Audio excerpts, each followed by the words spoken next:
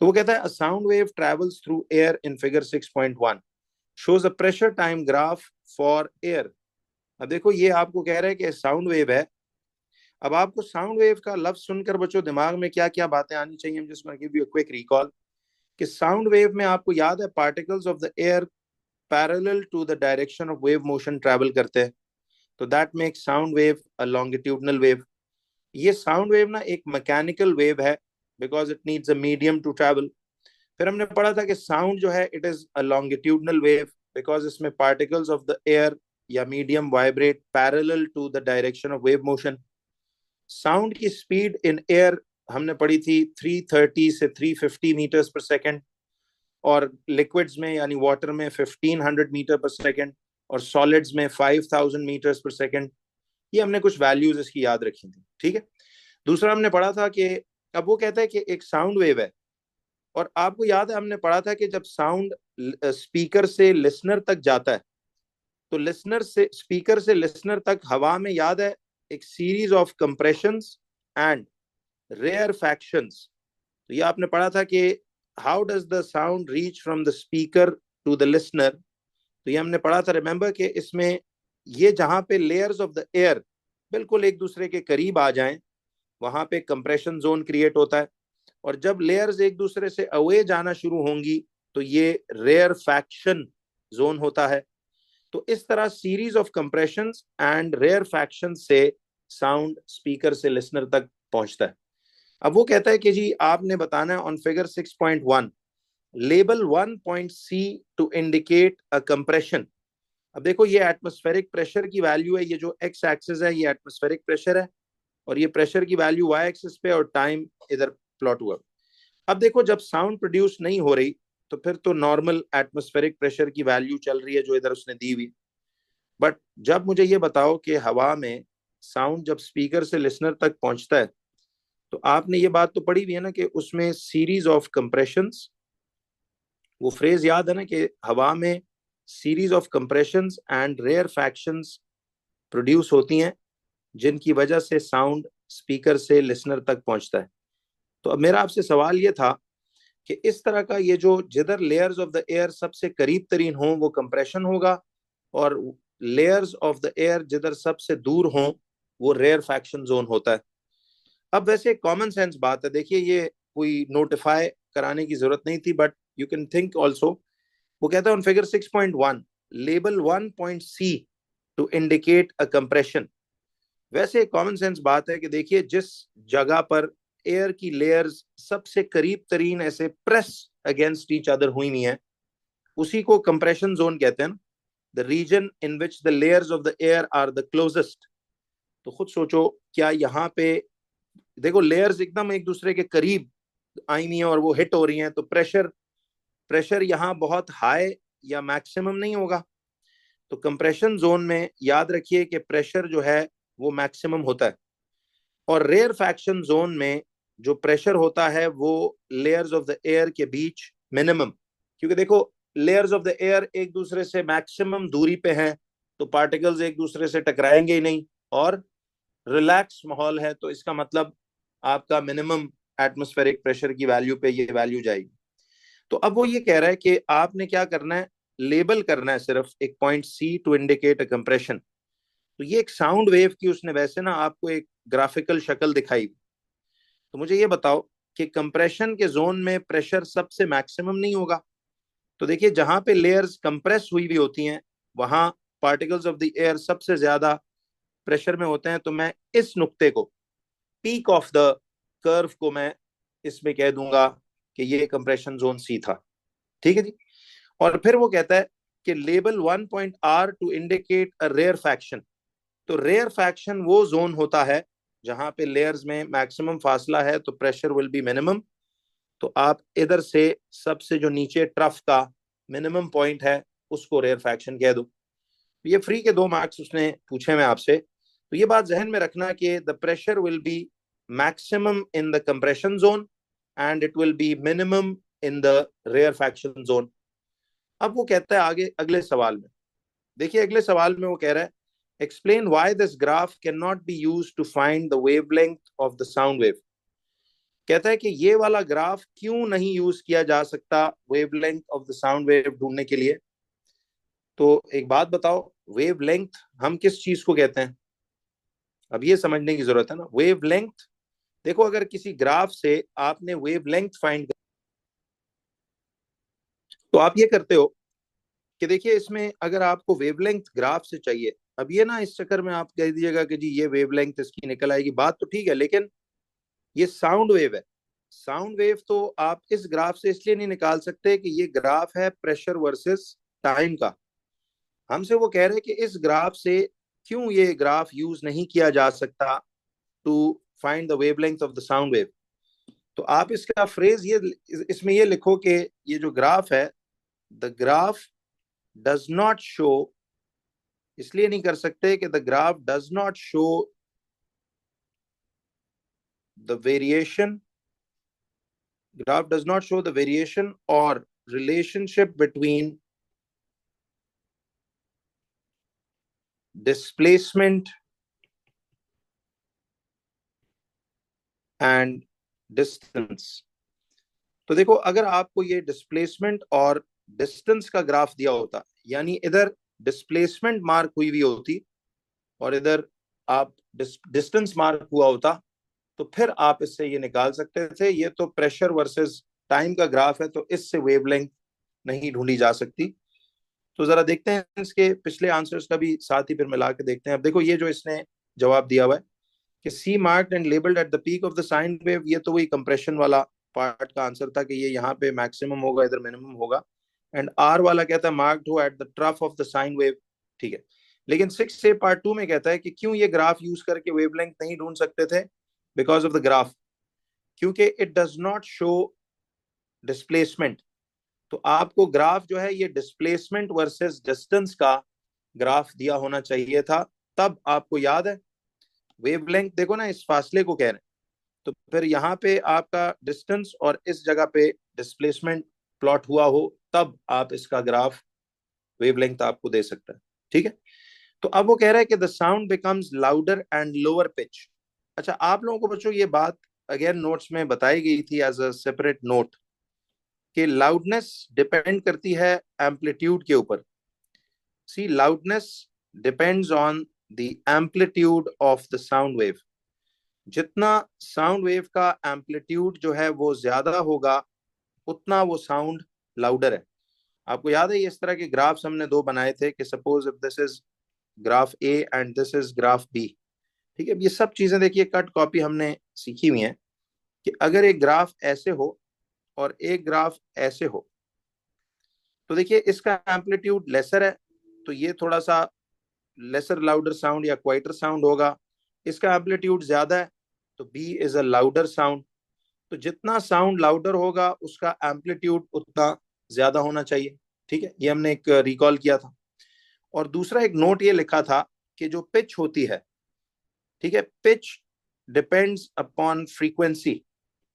तो जितनी फ्रीक्वेंसी ज्यादा होगी, यानी पिच उतनी ज्यादा होगी।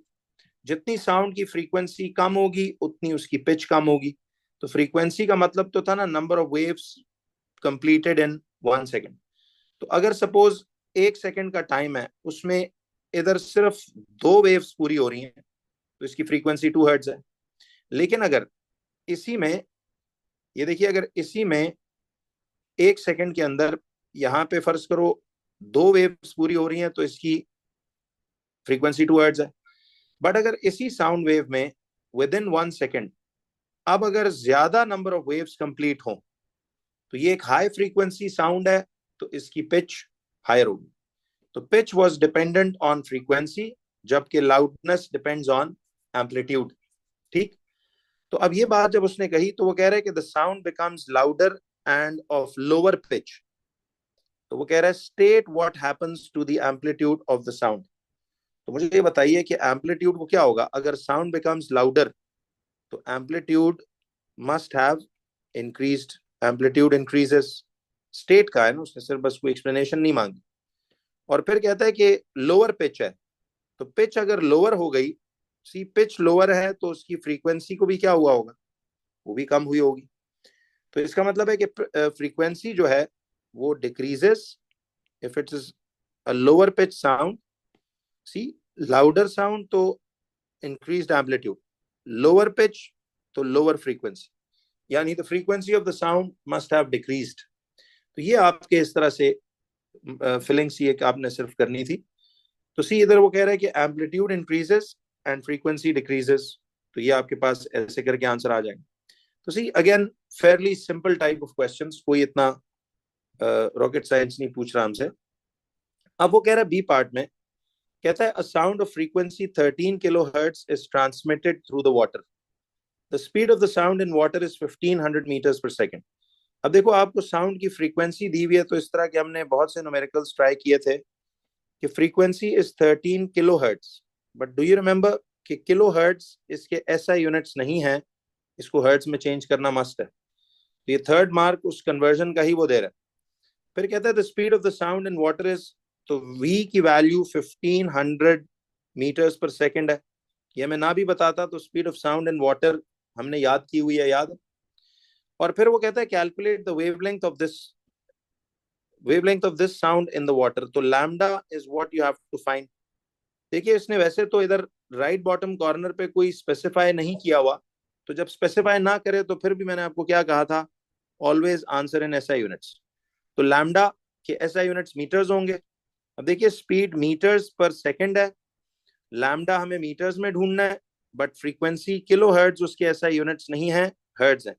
आप सबको स्टैंडर्ड याद है, 1 kilo hertz will be equal to 1000 hertz. तो अगर आपके पास 1 किलो हर्ट्ज 1000 हर्ट्ज बनता है, तो हमें पता है कि इस किलो हर्ट्ज से हर्ट्ज में जाना इज बिग टू स्मॉल, तो वी विल मल्टीप्लाई विद 1000, तो दिस विल बी 13,000 हर्ट्ज आ जाए. अब ये वैल्यू ऑफ फ्रीक्वेंसी आपने इसमें न्यूमेरिकल में यूज करनी है. तो अब देखो frequency is in SI units, your velocity is in SI units, तो your answer of lambda will also be in SI units.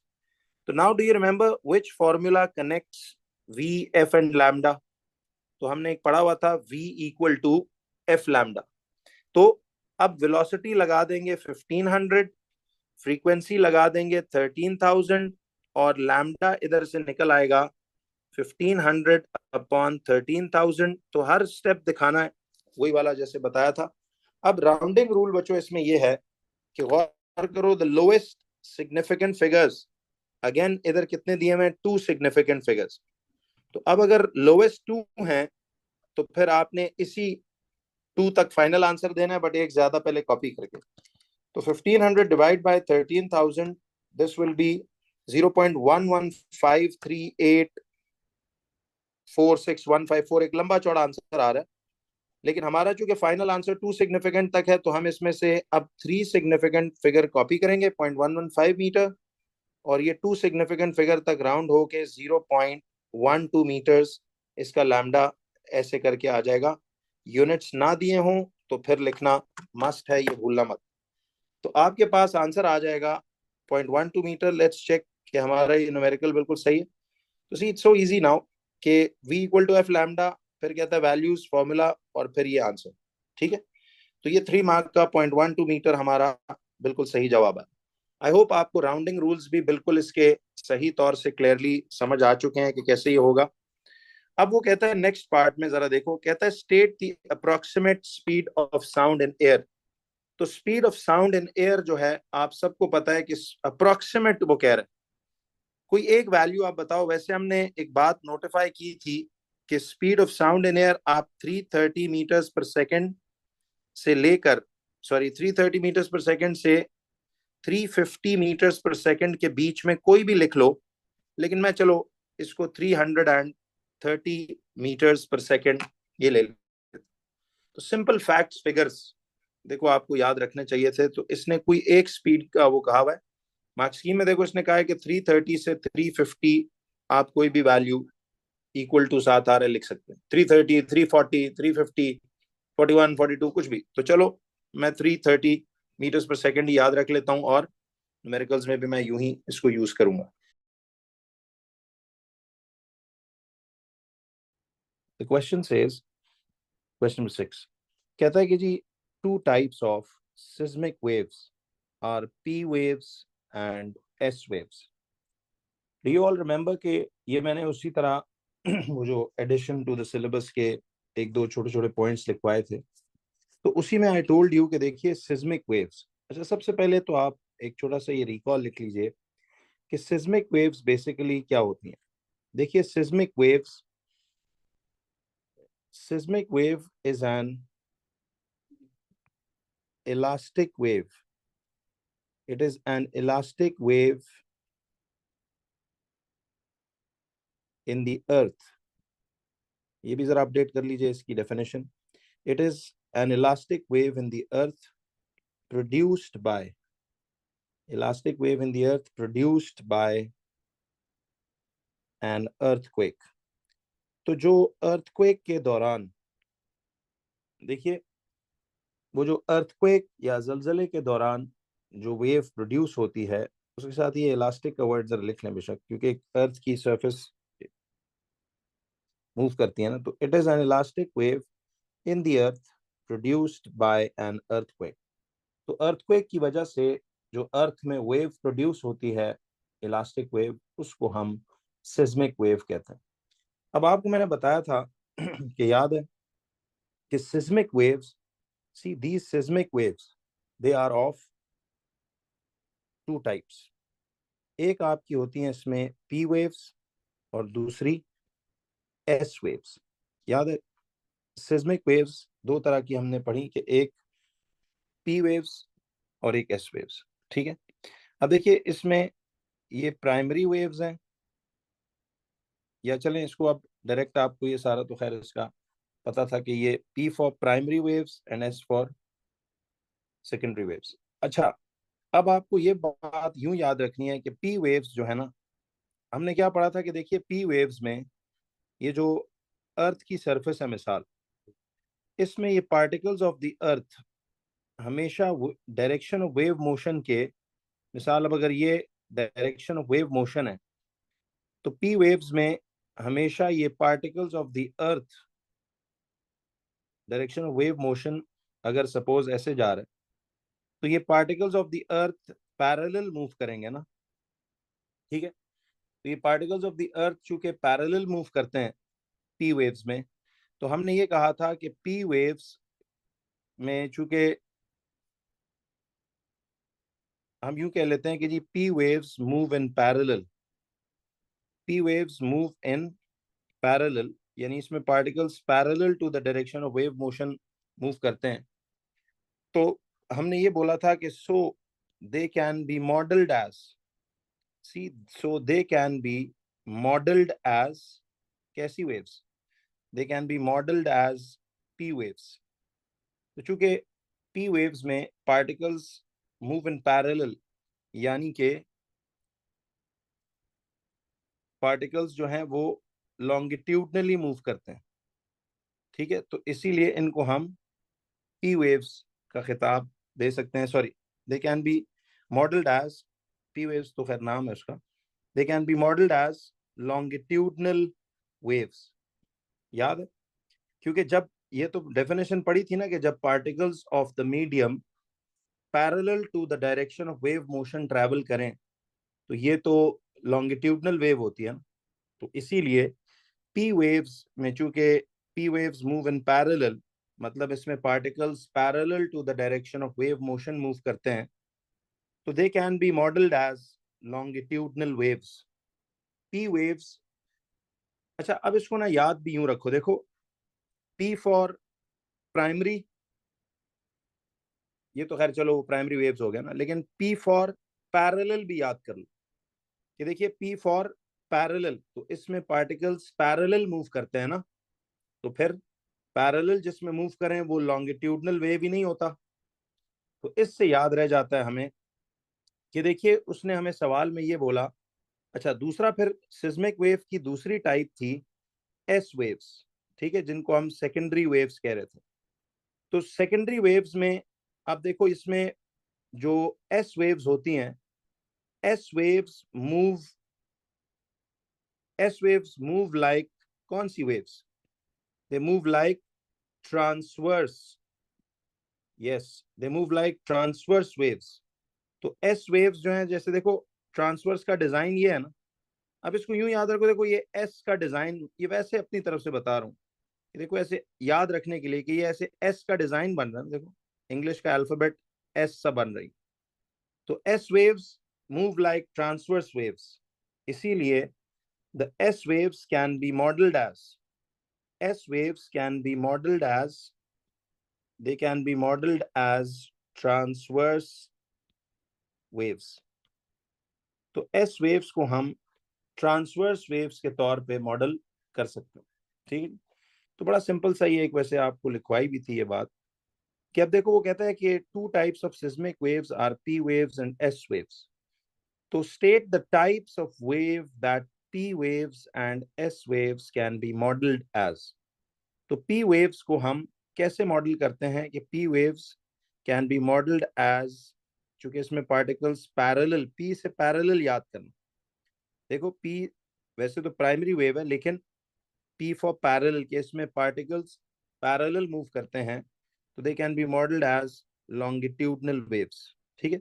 और इसी तरह एस वेव्स जो हैं, S waves move like transverse, तो they can be modelled as transverse wave. तो ये earthquake की जो सिस्मिक वेव हैं, ये दो तरह की हैं, एक पी वेव्स हैं या एक एस वेव्स हैं। ये छोटी सी एक एडिशन टू द सिलेबस हुई है, तो ये आपने याद रखें।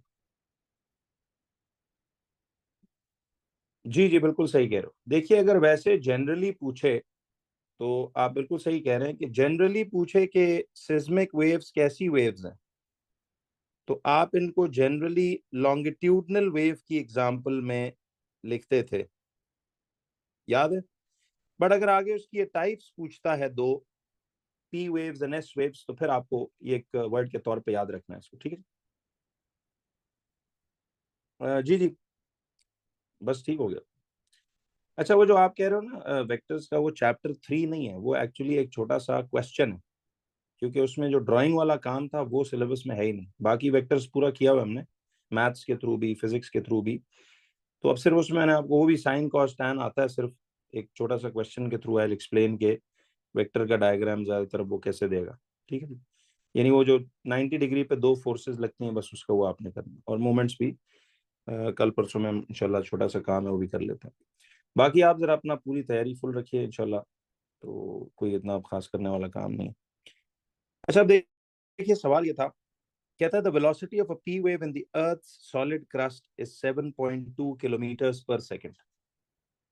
तो क्वेश्चन ये था, चलो अब जरा ये पार्ट बाय पार्ट आंसर्स भी चेक करते रहेंगे, ताकि हमें एक तसल्ली रहे कि हम ठीक काम कर रहे हैं।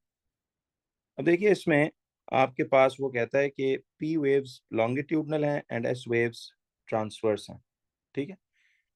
तो ये आप जरा यूं याद रखें।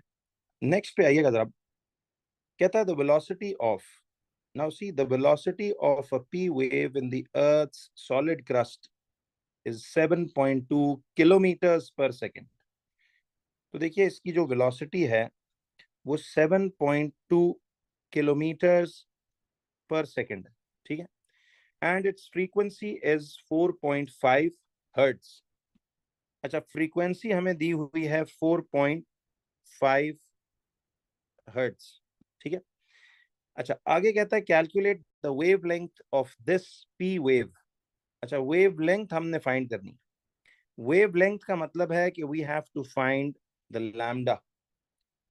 अब मुझे ये बताइए कि उसने इधर हमें डैश पे देखिए वेव लेंथ के कोई यूनिट्स इधर स्पेसिफाई नहीं किए हुए, तो फिर बेस्ट है कि we will answer in which units, we will always answer in the S I units, ठीक है।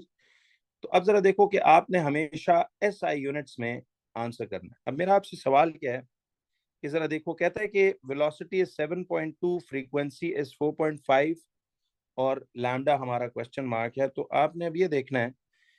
अच्छा अब इसमें गौर कीजिए कि the frequency is in S I units hertz, ठीक है। Frequency is in S I units, but velocity, क्या आपको वेलोसिटी एस आई यूनिट्स में दी हुई है? वेलोसिटी एस आई यूनिट्स में गिवन नहीं है। तो आपको पहले क्या करना पड़ेगा, आपको इसमें यहां से पहले इसको मीटर्स पर सेकंड में चेंज करना पड़ेगा।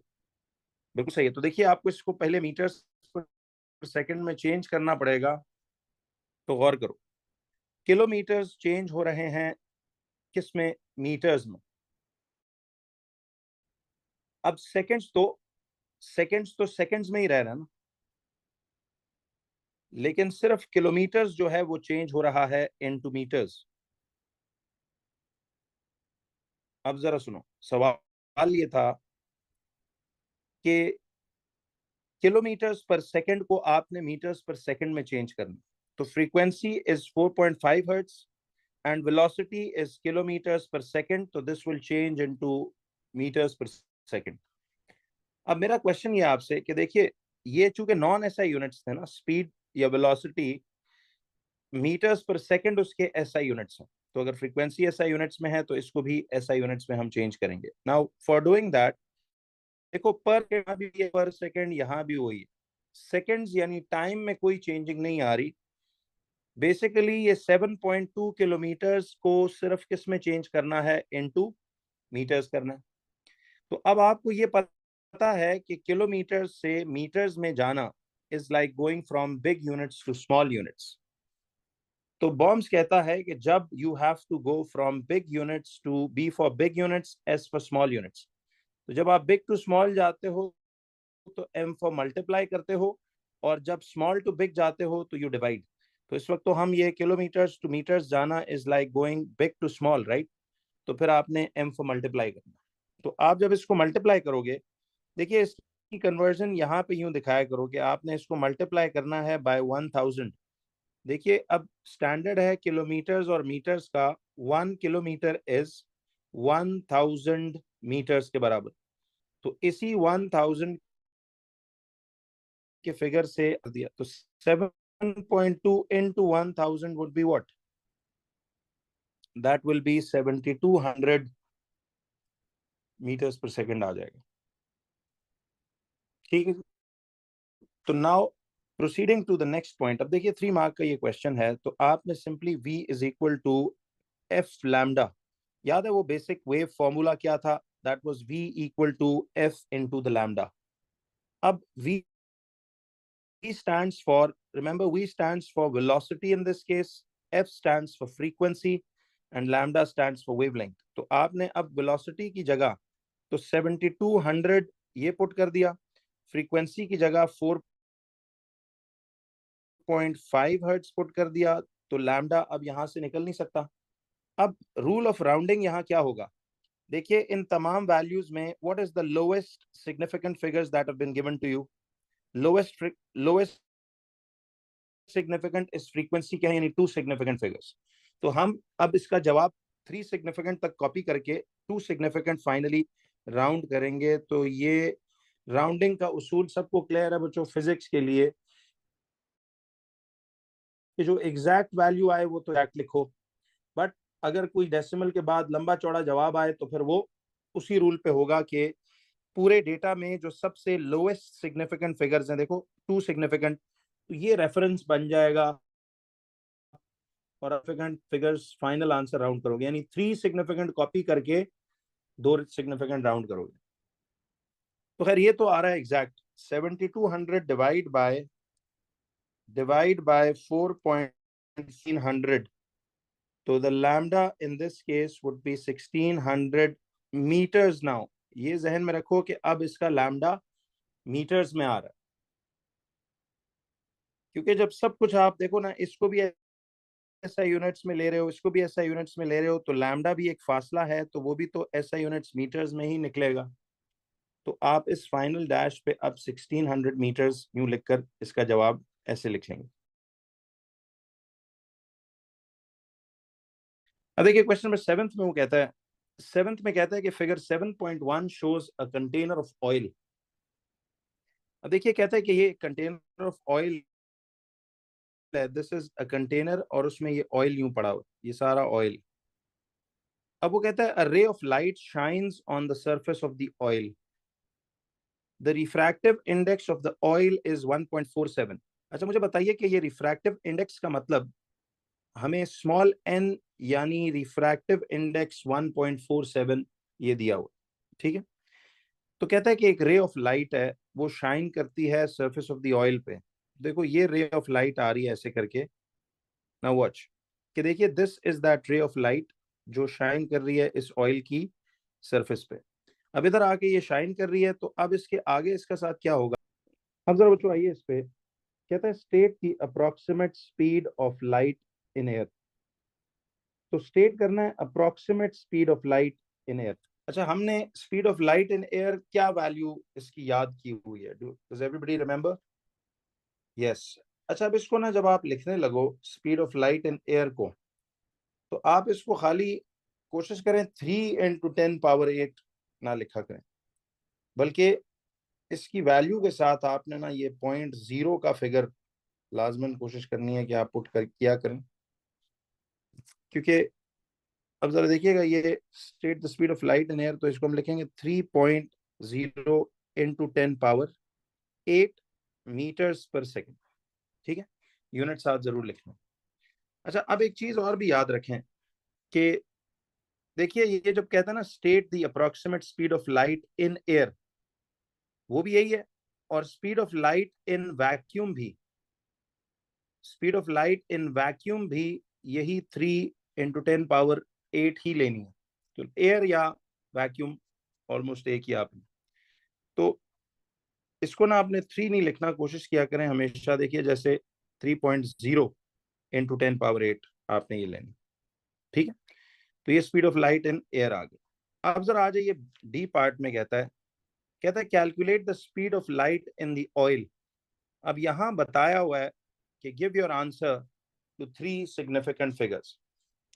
देखिए मुझे ये बताएं कि हमने speed of light in air तो अब ऑयल में निकालनी है ना। Speed of light in air का मतलब है small c in air would be 3.0 × 10⁸ metres per second. फिर देखिए speed of light in oil. अब ऑयल वो मीडियम है ना। देखिए ऑयल इज दैट मीडियम। तो हम जब कहते हैं ना कि सी इन ऑयल, ये हमने फाइंड करनी है। ठीक है, जाहिर है अगर वो मीटर पर सेकंड में लिया तो ये भी मीटर पर सेकंड में आएगी।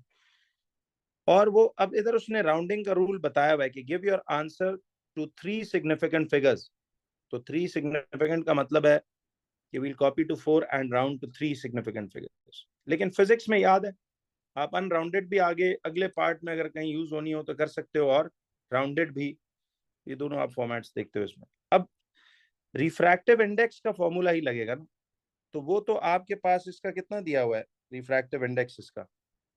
ऑयल का पीछे 1.47 ही गिवन नहीं था। देखिए मैं रिपीट कर देता हूँ, ये ऑयल का रिफ्रैक्टिव इंडेक्स आपको उसने ऊपर दिया हुआ। तो कंफ्यूज ना हो कि ये भी याद करना पड़ेगा, नहीं करना पड़ेगा, ये गिवन होगा। अच्छा अब बताइए तो रिफ्रैक्टिव इंडेक्स का फॉर्मूला इसके लिए क्या था?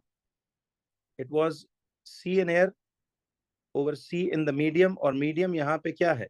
Medium is the oil. तो रिफ्रैक्टिव इंडेक्स की जगह वी विल राइट डाउन 1.47, और speed of light in air आ जाएगा 3.0 × 10⁸ upon speed of light in the oil क्या होगा। अब ऑयल में जब हम जाएंगे तो speed of light in oil जो है वो क्या होगा? That would be 3.0 × 10⁸ upon 1.47। तो speed of light in the oil जो है वो क्या होगा? अब देखिए यहाँ पे आपके पास ये आता है 3 × 10⁸ डिवाइडेड बाय 1.47। तो ये बॉक्स अपॉन बॉक्स वाली फॉर्मेशन लगाओ, तो ये आपके पास आ रहा है देखिए 2.04। देखिए इसको अब हम यूं लिख लेंगे कि ये 2.04, सॉरी 2.040। ठीक है, 040 × 10⁸ मीटर्स पर सेकेंड। अब उसने चूंकि कहा था कि जवाब 3 सिग्निफिकेंट फिगर्स तक देना है, तो आई कॉपीड अप टू 4। और अब इसको 3 सिग्निफिकेंट फिगर्स राउंड करेंगे, दिस वुड बी 2.04 × 10⁸। तो यहाँ I was told how much to round. तो इसका मतलब है कि ये 2.04 × 10⁸ मीटर्स पर सेकेंड हम ये लगा। और अगर देखिए वो यहाँ ना बताता ना कि जवाब 3 सिग्निफिकेंट तक लिखते, यहाँ तो बता दिया उसने। तो अब मुझे ये बताएं कि अगर उसने ये ना कहा होता कि 3 सिग्निफिकेंट तक राउंड करना है तो क्या करते? फिर हम देखते हैं यार डेटा में सबसे स्मॉलेस्ट सिग्निफिकेंट कितने हैं? 2। तो फिर आप इसका जवाब भी 2 सिग्निफिकेंट तक ही लिखते, तो वो 2.0 इंटू 10 पावर 8 लिखा आता। बट यहाँ तो चूंकि देयर इज अ कंपल्शन कि आपने बताया हुआ है कितना राउंड करना है। चलिए, यहाँ तक क्लियर है सबको जी? तो ये 2.04 into 10 power 8 metres per second. चलें ये इसका जवाब भी जरा बैक पे देख लेते हैं।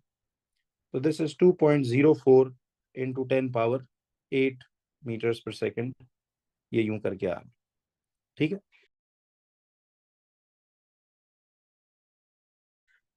अब देखें क्वेश्चन नंबर 5 में क्या कहता है। Question number 5 is about sound waves. देखिए आपको वो कह रहा है कि sound waves are longitudinal and electromagnetic waves are transverse. देखो बच्चों, आपको साउंड वेव्स के बारे में क्या क्या मालूम है, मैं जरा इधर आपको क्विक सा एक रिकॉल देता हूँ कि देखिए साउंड वेव्स के बारे में, चूंकि ये जरा आप चलो जिक्र पहली दफा आया तो हम इसको देख लेते हैं। देखिए साउंड वेव्स के बारे में हमने पढ़ा था कि साउंड बेसिकली एक फॉर्म ऑफ एनर्जी है। ये पूरा लेक्चर हमने किया हुआ है बड़ा तफसील के साथ, ये फॉर्म ऑफ एनर्जी है। ठीक है, आपको ये बात भी बताई गई थी कि साउंड जो है this is basically a mechanical wave. Sound wave याद है, it is a mechanical wave. Mechanical wave का मतलब है कि it needs a medium for its movement. ठीक है, इसको it needs a medium for its movement. तो आपको मैकेनिकल वेव में याद रखना है कि इसको मीडियम चाहिए होता है। यानी देखिए sound can not travel in vacuum. हमने क्या पढ़ा था कि sound can not travel in vacuum. इसको सॉलिड, लिक्विड या गैसियस मीडियम की जरूरत होती है। ठीक है, तो साउंड वैक्यूम में ट्रैवल नहीं कर सकता, इसको मीडियम चाहिए। इसके लिए याद है कि वो बेल जार एक्सपेरिमेंट भी पढ़ा था इस बात को साबित करने के लिए कि what was the experiment to prove that sound waves require a medium. तो वो बेल जार में याद है हम एक इलेक्ट्रिक बेल लगाते थे, और जब शुरू में उसको अंदर एयर थी और बेल ऑन करते थे तो वो हैमर गॉन्ग को हिट करता था और आपको साउंड सुनाई देती थी। बट जैसे ही आपने उस बेल जार के साथ जो नीचे बेस पे वैक्यूम ट्यूब लगी हुई है, तो वैक्यूम पंप लगा हुआ है, वहां से आपने वैक्यूम पंप ऑन करके जब एयर निकाल दी सारी, तो याद है कि फिर वो गॉन्ग को हैमर हिट तो कर रहा होता है, लेकिन आहिस्ता आहिस्ता आवाज फेड होते होते आवाज आना बंद हो जाती। तो स्पेस में भी कोई साउंड सुनाई नहीं देता, बिकॉज साउंड को ट्रैवल करने के लिए मीडियम चाहिए जो कि इसको वैक्यूम नहीं देता। ठीक है, वैक्यूम मीन्स नो मीडियम।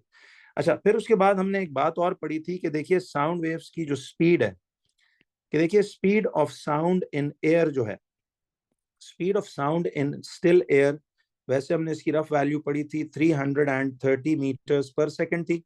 ठीक है, और इसी तरह speed of sound in liquids यानी वाटर, ज्यादातर वाटर की बात कर लेते हैं, वो रफली 1500 मीटर्स पर सेकेंड थी। वैसे दी होती है इनकी, लेकिन एयर की याद रख लो।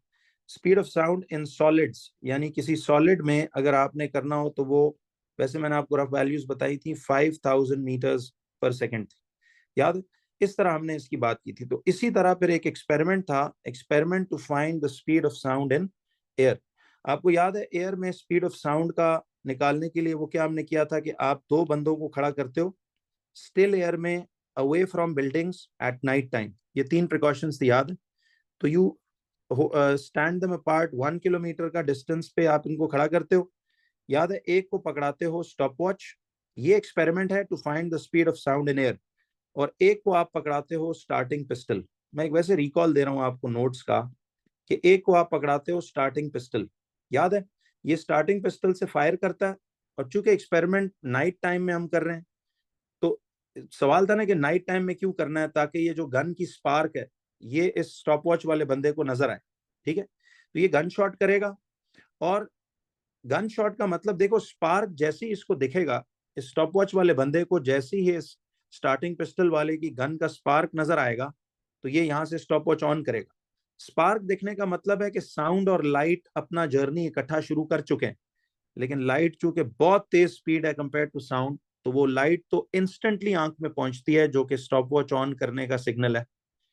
बट लाइट आंख में पहुंचने का मतलब है साउंड भी वहां से अपनी जर्नी शुरू कर चुका है, तो वो तो थोड़ी देर बाद आके इसको कान में सुनाई देगा ना, तो फिर ये स्टॉप वॉच को बंद करेगा। तो वो आपके पास आ जाएगा टाइम जो लगा साउंड को इस 1 किलोमीटर डिस्टेंस को तय करना। तो याद है, आप इस एक्सपेरिमेंट को 3 दफा रिपीट करोगे और 3 टाइम्स रिपीट करने के बाद T1, T2, T3 की वैल्यूज निकाली और फिर आप इसका क्या निकालोगे, एवरेज टाइम, और एवरेज टाइम तीनों को ऐड करके डिवाइड बाय 3।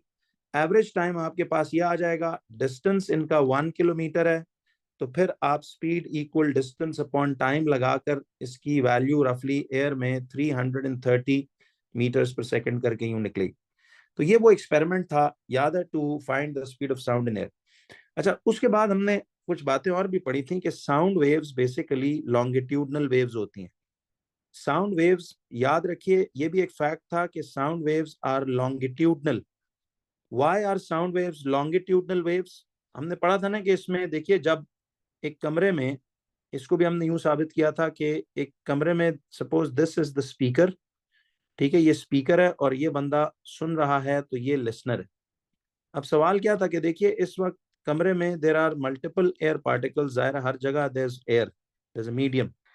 अब होता क्या है कि जब ये बंदा बोलता है तो इसके बिल्कुल जो आउटसाइड माउथ की लेयर्स हैं, एयर की लेयर्स जो हैं इसके माउथ के बिल्कुल बाहर, उन पार्टिकल्स ऑफ एयर को एक पुश मिलता है ना फॉरवर्ड डायरेक्शन में, ठीक है। वो मैंने आपको बताया था, ऐसे मुंह के सामने आप हाथ रख के बोले तो आपको हवा के झोंके महसूस होते हैं ना हाथ पे हिट करते हुए, वो एक्चुअली एयर पार्टिकल्स आपके हाथ पे हिट हो रहे होते हैं। तो देखिए, वेव मोशन की डायरेक्शन क्या है, ये डायरेक्शन ऑफ वेव मोशन है। साउंड वेव्स में ये direction of the wave motion है, और पार्टिकल्स भी उसी डायरेक्शन में parallel to the direction of wave ऐसे मूव कर रहे हैं। तो लॉन्गिट्यूडनल वेव किसको कहते थे? लॉन्गिट्यूडनल वेव उसको कहते हैं जिसमें vibrate particles vibrate parallel to the direction of wave motion. तो जब एक स्पीकर बात कर रहा होता है तो उस वक्त direction of wave motion speaker to listener है, तो जिस तरफ डायरेक्शन ऑफ वेव मोशन है, पार्टिकल्स ऑफ एयर भी उसी तरफ पुश हो रहे होते हैं या वाइब्रेट कर रहे होते हैं। तो डायरेक्शन ऑफ वेव मोशन के पैरेलल जा रहे हैं ना ये पार्टिकल्स, तो इसीलिए ये फिर एक लॉन्गिट्यूडनल वेव होती है। अच्छा, हमने ये पढ़ा था एक और फैक्ट भी कि स्पीकर से लिसनर तक आवाज कैसे जाती है। याद हमने पढ़ा था इसमें कि हवा में जब आप ये वोकल कॉर्ड्स आपके एयर को पुश करते हैं तो there is a series of compressions and rarefactions. ये लफ्ज याद है, compressions and rarefactions in the layers of the air cause होती हैं, और उससे साउंड स्पीकर से लिसनर को पहुंचता है। तो अब आपको लैम्डा अगर निकालना हो तो याद है, इस कंप्रेशन 1 से उसकी अगली कंसेक्यूटिव कंप्रेशन 1 तक ही आपका ये फासला लैम्डा होगा, ठीक है, या कंप्रेशन 2 से कंप्रेशन 2 कंसेक्यूटिव तक, या कंप्रेशन 3 से कंप्रेशन 3 तक, या इस रेयर फैक्शन 1 से आगे जो रेयर फैक्शंस बनी होंगी वहां तक। तो ये सारा मैंने आपको एक्सप्लेन किया था। तो साउंड वेव इस तरह सपोज चलें ऐसे डिस्कस हो गया। अब वो कहता है कि electromagnetic waves are transverse waves. चलिए क्विक सा रिकॉल टू इलेक्ट्रोमैग्नेटिक वेव्स भी मैं आपको करा दूं। आप सबको ये पता था कि इलेक्ट्रोमैग्नेटिक वेव्स हम किन को कहते हैं? देखिए, रिकॉल करते हैं जरा कि electromagnetic waves, these are those waves which do not require a medium for their movement. याद है, they do not require a medium for their movement. तो इलेक्ट्रोमैग्नेटिक वेव्स कहते हैं उन वेव्स को which do not require a medium for their movement. तो जब इन्हें मूवमेंट के लिए मीडियम नहीं चाहिए होता तो उन्हें इलेक्ट्रोमैग्नेटिक वेव्स कहते हैं। अच्छा, ये कौन सी वेव्स हैं? यानी they can travel in vacuum. आपको याद है हमने एक वो सेंटेंस पढ़ा था, Rana Mohammad Iftikhar's vision usually exceeds gamma rays. तो ये राना से तो हमने याद रखा था रेडियो वेव्स, ठीक है, these are radio waves. M for microwaves, ठीक है, ये माइक्रोवेव्स थी। आई फॉर इंफ्रारेड, ये इंफ्रारेड वेव्स या रेडिएशंस हैं। और ये V stands for visible light, ठीक है, ये विजिबल लाइट थी। और यू था अल्ट्रावायलेट, ठीक है, this was ultraviolet. And X was X rays and G was gamma rays. तो ये तो सारा कुछ चले हमने एक वैसे पढ़ा हुआ।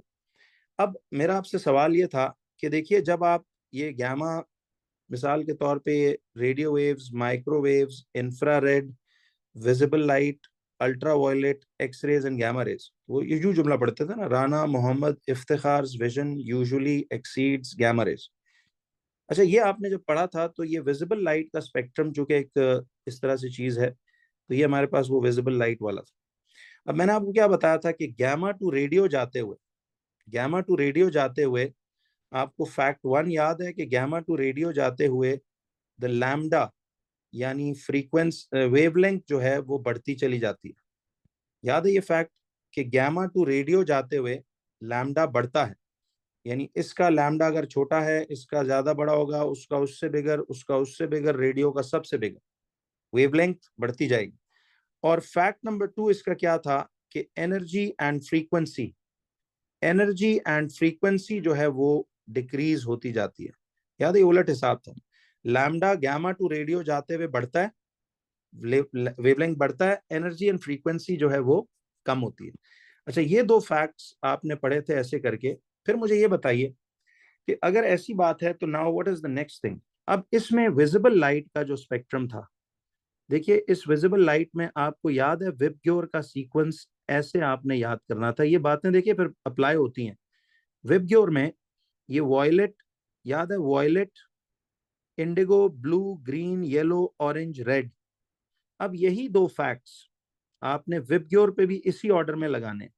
याद है मैंने आपको बताया था कि अगर ये विजिबल लाइट में ये 7 कलर्स हैं कि जिसमें ये violet, indigo, blue, green, yellow, orange, red.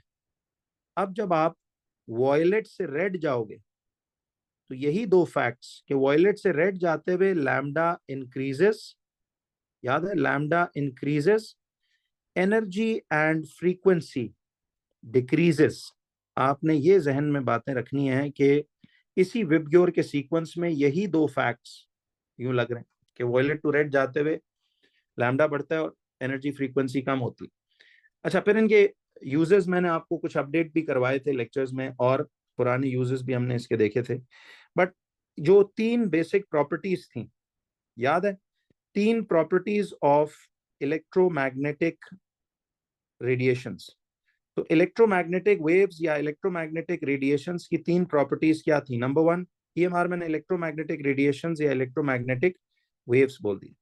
पहली प्रॉपर्टी क्या थी कि दे आर, यानी दे आर इलेक्ट्रोमैग्नेटिक वेव्स और इन्हें मीडियम की जरूरत नहीं होती। ये एक बात ही पूरी लिखनी है, they are electromagnetic waves means they do not need a medium. ये पहली प्रॉपर्टी थी, they do not need a medium, यानी कि they do not need a medium which further means they can travel in vacuum, which means they can travel in vacuum। तो ये एक बात, तो ये पूरा पूरा चैप्टर ही देखो समझो पढ़ा रहा हूँ अब। तो they can travel in vacuum. अब मुझे बताओ दूसरी प्रॉपर्टी क्या थी। दूसरी ये थी कि ये सारे gamma, radio, infra, X ray, ultraviolet, visible light, ये रेडियो वेव सारे they they are transverse waves. याद है हमने इनका लेक्चर में पढ़ा था कि ये सारी ट्रांसवर्स वेव्स हैं, यानी ट्रांसवर्स याद है इस डिजाइन की वेव होती है। ये वेव्स ऐसे ट्रांसवर्स स्टाइल में मूव करती हैं। ट्रांसवर्स वेव क्या होती थी याद है, जिसमें particles perpendicular to the direction of wave motion जाए। देखो ना, ये वेव ऐसे जा रही है, ये इसकी डायरेक्शन ऑफ वेव मोशन है। अगर ये इसकी डायरेक्शन ऑफ वेव मोशन है तो पार्टिकल्स देखो कहाँ वाइब्रेट करके, पार्टिकल्स जंप करके ऐसे परपेंडिकुलर टू द, तो देखो ना ये वेव मोशन के साथ 90 का एंगल बन रहा है इसमें, ठीक है। तो ये ट्रांसवर्स है। अच्छा, तीसरी प्रॉपर्टी क्या थी, थर्ड प्रॉपर्टी थी कि दे ऑल ट्रैवल विद, चाहे देखो गैमा से लेके रेडियो तक, they all travel with the speed of light. तो ये सारे के सारे स्पीड ऑफ लाइट के साथ ट्रैवल करते हैं, यानी कि इनकी स्पीड 3 × 10⁸ मीटर्स पर सेकेंड है। तो ये 3 प्रॉपर्टीज इनकी हमने ऐसे करके यूं देखी थी, ठीक है। अच्छा, ये बातें अगर अब मैंने वैसे चलो आपको एक रिकॉल के तौर पे दी थी, एक और इसमें एक छोटी सी रिकॉल की बात थी, जरा आप इसको भी अपडेट कर लीजिएगा कि देखिए एक हमने अल्ट्रासाउंड की बात की थी। अल्ट्रासाउंड हम किसको कहते हैं, आपको याद होगा कि जो साउंड की ऑडिबल फ्रीक्वेंसी रेंज है, ठीक है। देखें ऑडिबल फ्रीक्वेंसी रेंज हमने पढ़ी थी कि ऑडिबल फ्रीक्वेंसी रेंज कहते हैं उस फ्रीक्वेंसी रेंज को जिसमें रहते हुए साउंड इंसानी कान सुन सकता है। ऑडिबल फ्रीक्वेंसी रेंज याद है, 20 हर्ट्ज टू 20,000 हर्ट्ज। इस फ्रीक्वेंसी के बीच में रहते रहते the human ear can here the sound, but इससे बाहर होगी तो इंसानी कान उस आवाज को कभी भी सुन नहीं सकता। तो ये ऑडिबल फ्रीक्वेंसी रेंज है। ऑडिबल यानी जो ऑडियो सुन सके आप, 20 हर्ट्ज से 20,000। अच्छा, इस 20,000 को वो कभी कभी 20 किलो हर्ट्ज भी लिख देता है, तो कंफ्यूज ना हो। लेकिन देखो बच्चों, अब अगर कोई साउंड इस रेंज से ऊपर है, 20 से 20,000 हर्ट्ज ऑडिबल फ्रीक्वेंसी रेंज से बाहर है, तो उस साउंड को हम क्या कहते हैं? अल्ट्रासाउंड। तो याद रखिए कि अल्ट्रासाउंड को हम कहते हैं the sound wave whose frequency is the sound wave whose frequency is beyond audible frequency range, is beyond audible frequency range। तो वो साउंड जिसकी ऑडिबल फ्रीक्वेंसी रेंज से बियॉन्ड उसकी फ्रीक्वेंसी हो, उसको हम अल्ट्रासाउंड का खिताब देते हैं। ठीक है, तो ये जहन में रखना, ये बातें कुछ वैसे आपको मैंने बताई थी।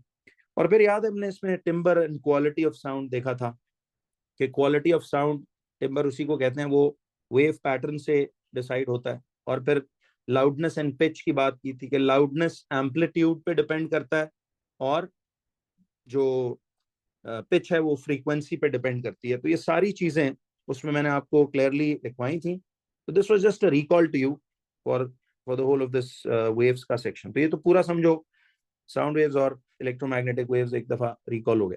खैर जी, अब आइए जरा क्वेश्चन नंबर 5 के ऊपर। वो कहता है देखो, साउंड वेव्स आर लॉन्गिट्यूडनल। तो हमें भी पता है साउंड वेव्स आर लॉन्गिट्यूडनल, क्योंकि साउंड वेव्स में एयर पार्टिकल्स, जिधर डायरेक्शन ऑफ वेव मोशन होता है, एयर पार्टिकल्स भी उसी डायरेक्शन में वाइब्रेट करते हैं। ठीक है, और कहता है इलेक्ट्रोमैग्नेटिक वेव्स आर ट्रांसवर्स। ये भी हम अभी पढ़ के आए हुए थे कि इलेक्ट्रोमैग्नेटिक वेव्स हमेशा ऐसे ट्रांसवर्स स्टाइल से मूव करती हैं, और लॉन्गिट्यूडनल वेव्स में पार्टिकल्स जो हैं वो वेव मोशन के पैरेलल जाते हैं। ठीक है, ये बात वो कह रहे हैं। अब वो कहता है कि a sound wave was used for a medical examination has a frequency of 1.5 megahertz. अब देखो, इसकी फ्रीक्वेंसी उसने कितनी दी हुई है? 1.5 मेगाहर्ट्ज। अब मैं इसको जरा वैसे, चलो डेटा के तौर पे यहाँ पे इसने लिखा हुआ है। Do you remember capital M stands for mega? ये बात सबको याद है, capital M stands for megahertz. M capital is megahertz. आप सबको ये बात भी बच्चों याद है कि 1 मेगा का मतलब होता है मिलियन। 1 मिलियन होता है मेगा में, 1 मिलियन होता है, यानी 1 के साथ 6 zeros लगते हैं। ठीक है, मेगा स्टैंड्स फॉर मिलियन। अब मुझे ये बताएं कि अगर ये फ्रीक्वेंसी के साथ मेगा को जोड़ रहा है, तो 1 मेगा हर्ट्ज का मतलब 1 मिलियन हर्ट्ज नहीं होगा? तो फ्रीक्वेंसी के यूनिट्स ये होते हैं ना, 1 मेगा हर्ट्ज। अब ये मैंने टेक्निक आपको सिखाई थी कि सारे याद ना करें, बस जो मैंने बताया था तरीका इसका उस तरह से याद रखें। तो 1 mega hertz is 1 million hertz, but mega hertz ऐसा यूनिट्स तो नहीं है। तो मैं इस ये जो फ्रीक्वेंसी हमें दी गई है 1.5 मेगा हर्ट्ज को, can I change it to hertz only? तो देखिए, इसको जब मैं हर्ट्ज में चेंज करूंगा, तो मैं वैसे कर रहा हूँ जरा आपको ऐसा यूनिट्स की बात बताने के लिए। तो mega hertz in to hertz, mega is big and hertz is small. तो बिग टू स्मॉल में आपको पता है कि व्हाट डू यू डू, कि बिग टू स्मॉल यूनिट्स में जाते हुए एम फॉर मल्टीप्लाई करेंगे, और स्मॉल टू बिग जाते हुए यू विल ऑलवेज डिवाइड। तो बिग टू स्मॉल में जाते हुए ये मल्टीप्लाई होगा। ठीक है, मल्टीप्लाई बाय कितना? तो 1.5 इंटू, ये आ जाएगा आपके पास 1 मिलियन, तो दिस विल बी 150। देखिए ये जवाब आता है, इसको 1 मिलियन से हम मल्टीप्लाई करेंगे तो this answer is going to be 15 के साथ ये 0000 आएगा। तो आप कैलकुलेटर पे बेशक कन्वर्ट करके देख लो इसको। ठीक है, तो ये आता है आपके पास 1500,000 हर्ट्ज, 1.5 वाला। अब वो कहता है कि एक साउंड वेव को यूज किया गया मेडिकल एग्जामिनेशन के लिए, मेडिकल एग्जामिनेशन में। तो कहता है कि उसकी फ्रीक्वेंसी साउंड की थी 1.5 मेगाहर्ट्ज। वो कहता है स्टेट करो पहले और फिर एक्सप्लेन करो what type of sound wave this is. पहले तो स्टेट करो ना कि what type of sound wave this is, state अलग करना है और फिर explain what type of sound wave it is. ये सवाल तोड़ना आता है ना। तो आप इस केस में जवाब क्या देंगे, जरा गौर से देखिए कि Audible frequency range is 20 to 20,000 hertz. मुझे ये बताओ, अभी आपको मैंने एक रिकॉल दिया कि अगर एक फ्रीक्वेंसी ऑफ साउंड इस 20,000 हर्ट्ज से ऊपर है, अब 20,000 कहाँ, और देखो 1500,000 is well above this 20,000 hertz value. तो जो साउंड की वेव फ्रीक्वेंसी इस ऑडिबल फ्रीक्वेंसी रेंज से ऊपर हो, ये अबव है ना, 1500,000 है देखो, और ये 20,000 मैक्सिमम लिमिट है। तो इस फ्रीक्वेंसी ऑफ साउंड की फ्रीक्वेंसी अगर अबव ऑडिबल है, तो हमने अभी पढ़ा कि पहले तो स्टेट करना है, इसको हम कहते हैं अल्ट्रासाउंड।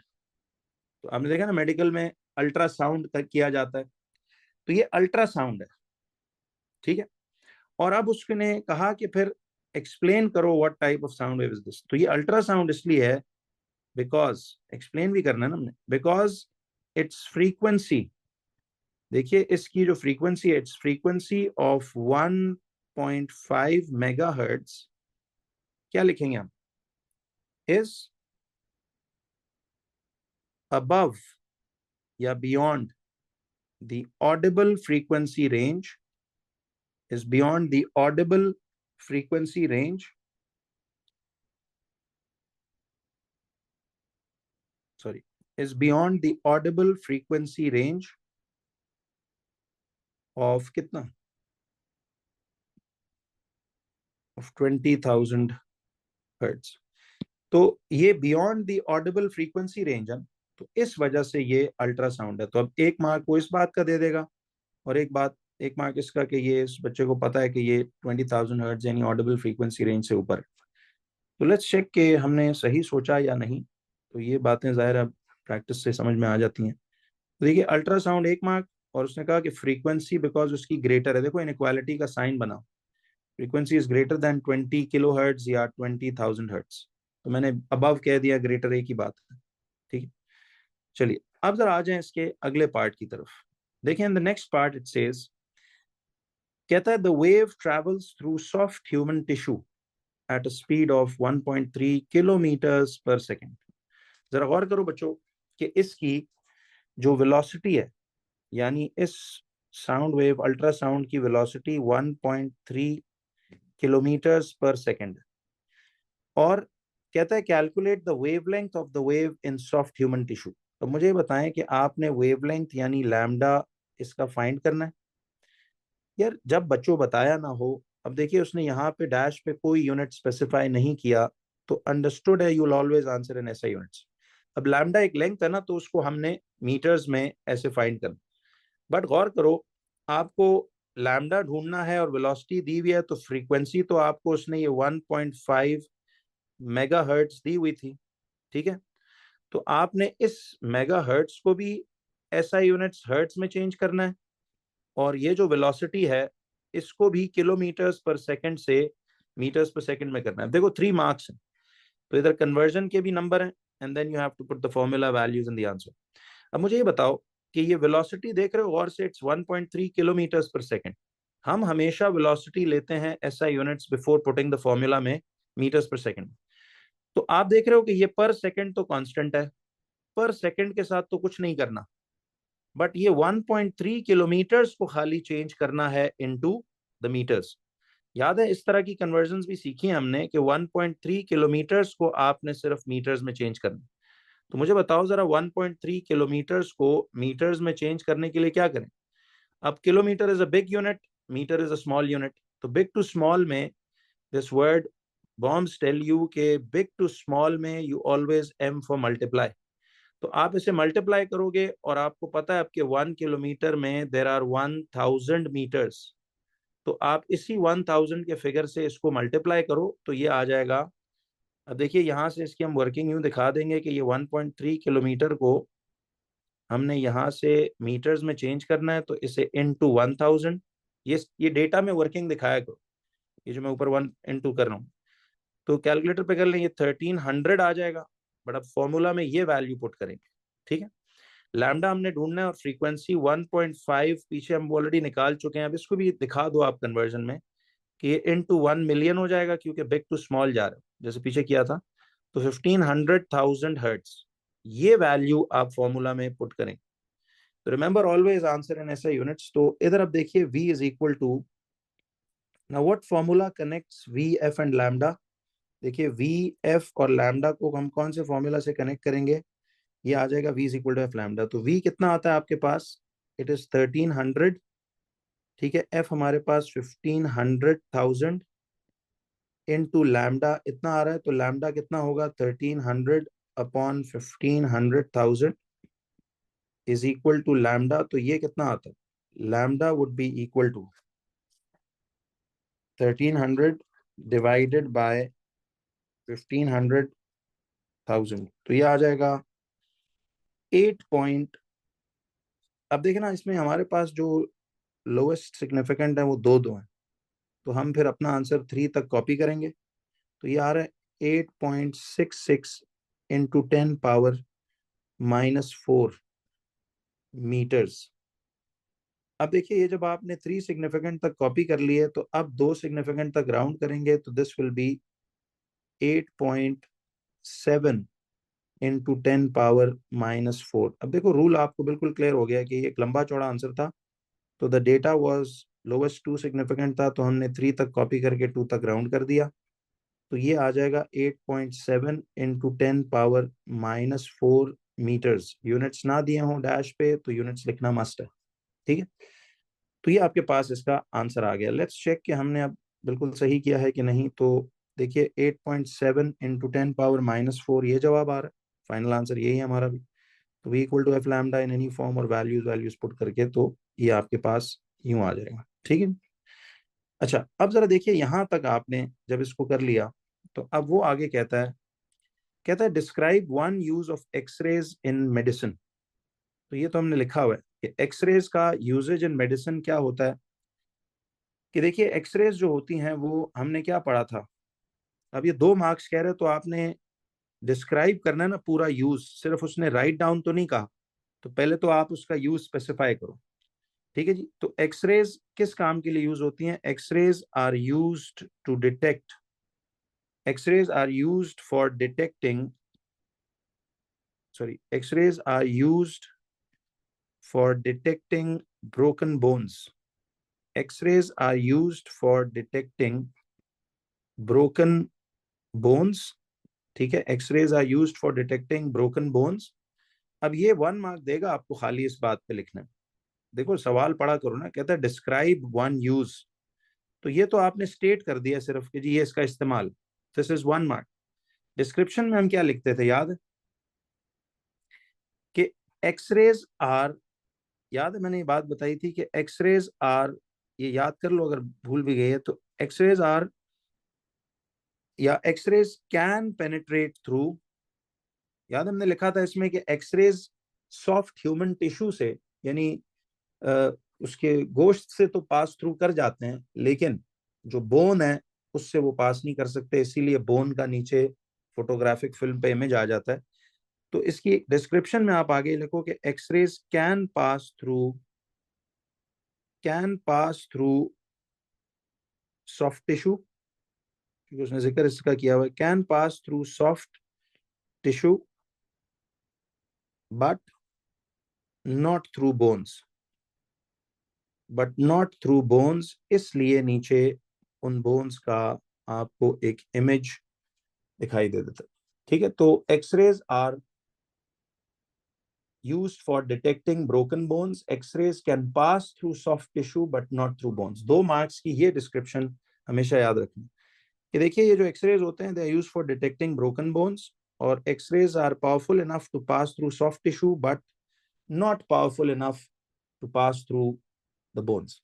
तो ये आपके पास एक्सरेज का ये आ जाएगा। तो इसमें अगर हम यूं देखें तो इसकी डिस्क्रिप्शन देखो कि बेसिक डिस्क्रिप्शन उसने दी हुई है for detecting broken bones, and देखो एडिशनल डिटेल इसमें लिखनी है, X rays pass through soft tissue and not through bone.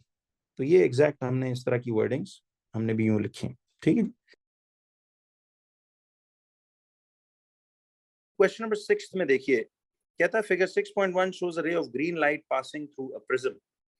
अब देखिए ये आपको एक प्रिज्म दिया हुआ है, ये मैंने आपको जो करवाया था चैप्टर नंबर 6 उस वेव सेक्शन में डिस्पर्शन ऑफ लाइट का, ये उसमें से एक सिंपल सा सवाल उसने पिक करके पूछा हुआ है आपसे कि डिस्पर्शन ऑफ लाइट का एक सिंपल सा एक्सपेरिमेंट आपने ये देखना है। तो वो कहता है कि a ray of blue light is directed towards the prism on the same path as the ray of green light। देखिए सवाल गौर से करें, कहता है ray of blue light is directed towards the prism on the same path as the ray of green light. अच्छा, इस वक्त तो ये आपको इधर से उसने एक रे ऑफ ग्रीन लाइट बताया हुआ है और कहता है कि ब्लू लाइट भी जाहिर है इसी पे जाए।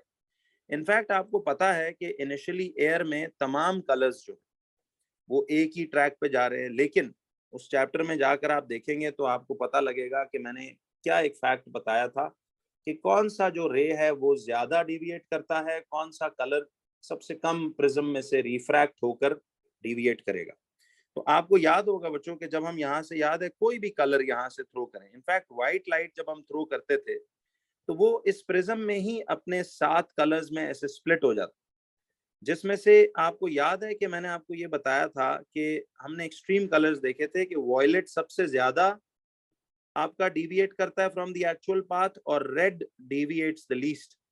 बाकी वो जो वेब ग्योर, याद है ये लफ्ज वेब ग्योर के कलर्स थे वो इस तरह से सेपरेटेड कि रेड जो है वो सबसे कम डिविएट करता है और वॉयलेट अंदर ही प्रिज्म में स्प्लिट होकर सबसे ज्यादा डिविएट करके ये आपका सबसे ज्यादा डिविएशन शो करेगा।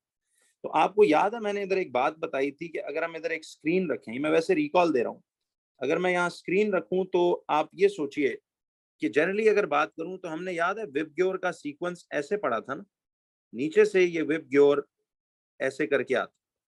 तो हमने पढ़ा था कि violet deviates the maximum, violet deviates the most, सबसे ज्यादा रिफ्रैक्ट या डिविएट करता है, और रेड जो है वो इसकी लीस्ट डिविएशन अकर होती है। ठीक, तो अब मुझे बताइए कि फिर ये बीच के कलर्स जो हैं, ये इंडिगो, ये वेबग्योर का नाम याद है ना, वेबग्योर, इसमें मैंने बताया था ये violet, indigo, blue, green, yellow, orange, red. इसका मतलब है कि अब देखिए ये आपके पास ग्रीन लाइट इधर आ रही है, मिसाल के तौर पे अगर ये ग्रीन है तो गौर कीजिए कि ग्रीन और ब्लू में से ग्रीन थोड़ा डिविएट करेगी, ब्लू ज्यादा डिविएट करेगी। तो सी, ग्रीन की लेस डिविएशन है और ब्लू वाले की, इसकी मोर डिविएशन। ये बात जहन में रखिए। तो उसने क्या कहा हुआ है जरा ये समझो, सीधी सी बड़ी सिंपल बात पूछ रहा है, कहता है ray of blue light is directed towards the prism on the same path as the green light. तो देखिए ये अगर ग्रीन लाइट जा रही है तो वो कह रहा है ब्लू लाइट भी इसी पाथ पे हमने थ्रो की है। वो सिर्फ कह रहे हैं on figure 6.1 draw the path of the blue light through and out of the prism. Through the prism भी दिखानी है और आउट भी दिखानी है, 3 मुफ्त के मार्क्स। तो आपको ये बात बस याद रखनी थी कि यार इसमें ग्रीन लाइट जो है वो कम डिविएट कर रही है तो ब्लू लाइट जो है वो ज्यादा करेगी। तो देखिए वेबग्योर का याद रखना कि जनरली रेड लीस्ट डिविएशन करती है, वॉयलेट सबसे ज्यादा। तो इसमें वेबग्योर का सीक्वेंस इस तरह जा, तो फिर इनमें बीच में कोई से 2 कलर्स को भी कंपेयर करना तो मुश्किल नहीं। तो अगर ये देखो ना रे ऑफ ग्रीन लाइट, ये ग्रीन लाइट ऐसे डिविएट हुई है तो इसका क्या मतलब है, इसका मतलब ये है कि ब्लू लाइट उससे ज्यादा डिविएट होगी ना। उसने हमें कहा है कि आप draw the path of the blue light through भी and out of the prism. तो आपने सबसे पहले तो ये करना था बच्चों कि यहाँ से ये ग्रीन लाइट आ रही है तो आपने इधर ही से ना थ्रू द प्रिज्म बीच में ही ये ब्लू लाइट ज्यादा डिविएट करेगी, अंदर ही से आपको याद है कि थ्रू द प्रिज्म ही ये कलर्स स्प्लिट हो जाते। तो अब गौर कीजिए कि यहाँ पे आकर इधर से हम इसको थोड़ा और ऐसे करके यूं दिखाएंगे तो ये ग्रीन से देखिए इसने ऐसे रेस की एरोज जरूर बनाई है, अंदर भी ये एरोज आपने अंदर भी बनाने हैं और बाहर भी, जैसे उसने बनाया। तो ये इस तरह से हमने ये पूरा वेबग्योर का सीक्वेंस अपने लिए याद रखा हुआ है। तो ये देखिए ये अगर ग्रीन लाइट है तो ये ब्लू लाइट हो, तो इस तरह से बस रफली आपने कोई कैलकुलेट नहीं करना था, बट हमें इतना बस समझ आ गई ना कि ग्रीन लाइट कंपैरेटिवली थोड़ा डिविएट कर रही है ऐसे, तो blue light with in the prism भी ग्रीन से ज्यादा डिविएट करेगी। ठीक है, अब ये देखो ना उसका असली रास्ता ये है, तो ग्रीन ने थोड़ा डिविएट किया, ब्लू ने ज्यादा डिविएट किया। देखो इसका इतना एंगल ऑफ डिविएशन है, इसका एंगल ऑफ डिविएशन ज्यादा है, उसने ज्यादा रास्ता मोड़ा है अपना और इस तरह से ब्लू नीचे आके स्क्रीन पे हिट करेगी। तो 3 मार्क्स की क्या डिस्ट्रीब्यूशन है, जरा ये चेक कीजिएगा कि देखिए उसने कहा है कि देखो blue light refracted more towards the normal at the first stage. See blue light refracted more, तो हमने वही रिफ्रैक्ट ज्यादा ही कराई। और कहता है refraction away from the normal at the second surface. तो ये वही बात बताना चाह रहा है एक्चुअली एग्जामिनर को। और रे of blue light below the ray of green light and diverging through the path, through the prism भी उसने कहा है कि उसको डाइवर्जेंट दिखाना। तो एग्जैक्ट ये 3 मार्क्स वो ये दिखा रहा है कि जी यहाँ से भी इसकी डिविएशन ज्यादा दिखानी है, इधर से भी डिविएशन ज्यादा दिखानी है, और ब्लू लाइट कहता है ग्रीन से नीचे होनी चाहिए। उम्मीद है आपको ये कट कॉपी उस सीधे उस डायग्राम से ही आपको समझ में आ जाएगा। ठीक है जी, तो ये आपके पास इस तरह से करके ये यूं आया। अब वो कहता है कि ऑन फिगर 6.1, ये तो चलिए हो गए 3 मार्क्स। अब कहता है the wavelength of the blue light in air is 4.8 into 10 power -7। अब देखिए बच्चों के ब्लू लाइट का कहता है कि the wavelength of the blue light is in air is 4.8 into 10 power -7। Calculate the frequency of the blue light. तो अब मुझे ये बताइए, आप सब लोगों को एक फॉर्मूला पता है कि v is equal to F lambda. ये मैंने आपको वेव्स के चैप्टर में, चैप्टर 1 इंट्रोडक्शन टू वेव्स में करवाया था। ठीक है जी। अच्छा, अब वो कहता है the wavelength of the blue light in air is 4.8 into ये। तो वेवलेंथ हम याद है किसको कहते थे, लैम्डा को कहते। तो lambda is 4.8 into 10 power -7 metres. ये ध्यान करो कि ये एसआई यूनिट्स मीटर्स में ही है। तो लैम्डा में दिया हुआ है और कहता है calculate the frequency of the blue light. तो फ्रीक्वेंसी हमने तलाश करनी है। मुझे बताइए कि देखिए हमें लैम्डा पता चल गया v equal to F lambda में, और हमें फ्रीक्वेंसी फाइंड करनी है। तो velocity of the blue light क्या होगी।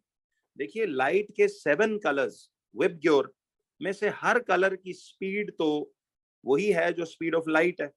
तो मैं इसमें वेलोसिटी इसकी यही 3 into 10 power 8 metres per second नहीं ले लूंगा कि speed of light, blue light की भी स्पीड यही है, वॉयलेट की भी यही है, Indigo, blue, green, yellow, orange, red, तीनों की स्पीड तो सेम होगी, ये हमने सोचना था। और लैम्डा हमें गिवन है, तो फ्रीक्वेंसी फिर v is equal to F lambda लगाकर क्या हम यहाँ से कैलकुलेट कर सकते हैं। तो देखिए v इसका 3 into 10 power 8 आ गया, frequency is what we need to find, और लैम्डा इसका 4.8 into 10 power -7 है। तो अब देखिए 3 into 10 power 8 आ गया upon 4.8 into 10 power -7 is equal to frequency. तो अब कैलकुलेटर्स के ऊपर आप लोग जाकर इसको अगर देखिए तो इसमें हम देखेंगे कि देखिए 3 exp 8 दिया हुआ है डिवाइडेड बाय, ये करना आता है ना कैलकुलेटर पे, 4.8 into 10 पावर आपका -7, तो ये आ जाएगा आपके पास 6.25 into 10 पावर, ये आएगा 6.25 into 10 पावर 14। लेकिन बच्चों एक बात जरा देखिएगा कि इसने, देखिए ये वैसे तो हमें अब ये वैल्यू भी 2 सिग्निफिकेंट फिगर्स तक दी हुई है। ठीक है, तो हम मैक्सिमम जो 2 सिग्निफिकेंट फिगर्स तक जवाब इसमें वैल्यू दे रहा है, तो इसको वही हम 3 सिग्निफिकेंट तक कॉपी करके जब राउंड करेंगे तो 2 सिग्निफिकेंट फिगर्स, तो देखिए क्या होता है। तो ये 3 देखिए हमने ये समझ गया हो ना कि 2 significant figures value, given values 2 significant figures तक, तो हम भी इसे 3 सिग्निफिकेंट कॉपी करके तो अब इसे 2 सिग्निफिकेंट राउंड करेंगे, तो ये आ जाएगा आपके पास 6.3 into 10 पावर 14। फ्रीक्वेंसी के यूनिट्स याद होगा आपको, दे वर हर्ट्ज, Hz यानी हर्ट्ज इसके यूनिट्स थे। तो गौर कीजिए बच्चों कि आपके पास फ्रीक्वेंसी 6.3 into 10 पावर 14 ऐसे करके आपके पास ये निकल आई। तो इसका अगर हम बैक पे मार्क स्कीम में जवाब देखें तो this will be how much, it will be v is equal to F lambda, formula values, और देखो 6.3 into 10 पावर 14 हर्ट्ज, ये इसका यूनिट। ठीक है जी।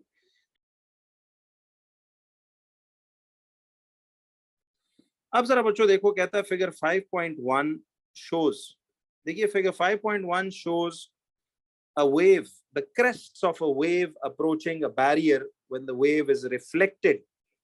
देखिए रिफ्लेक्शन ऑफ वेव्स, अगर आप इसको भी पॉज करके रिफ्लेक्शन ऑफ वेव्स को जाके क्विक सा रिकॉल देखें तो आपको ये सारी बातें उसमें मैंने कट कॉपी इसी तरह स्ट्रेट केसेस की फॉर्म में बना के दी हुई हैं।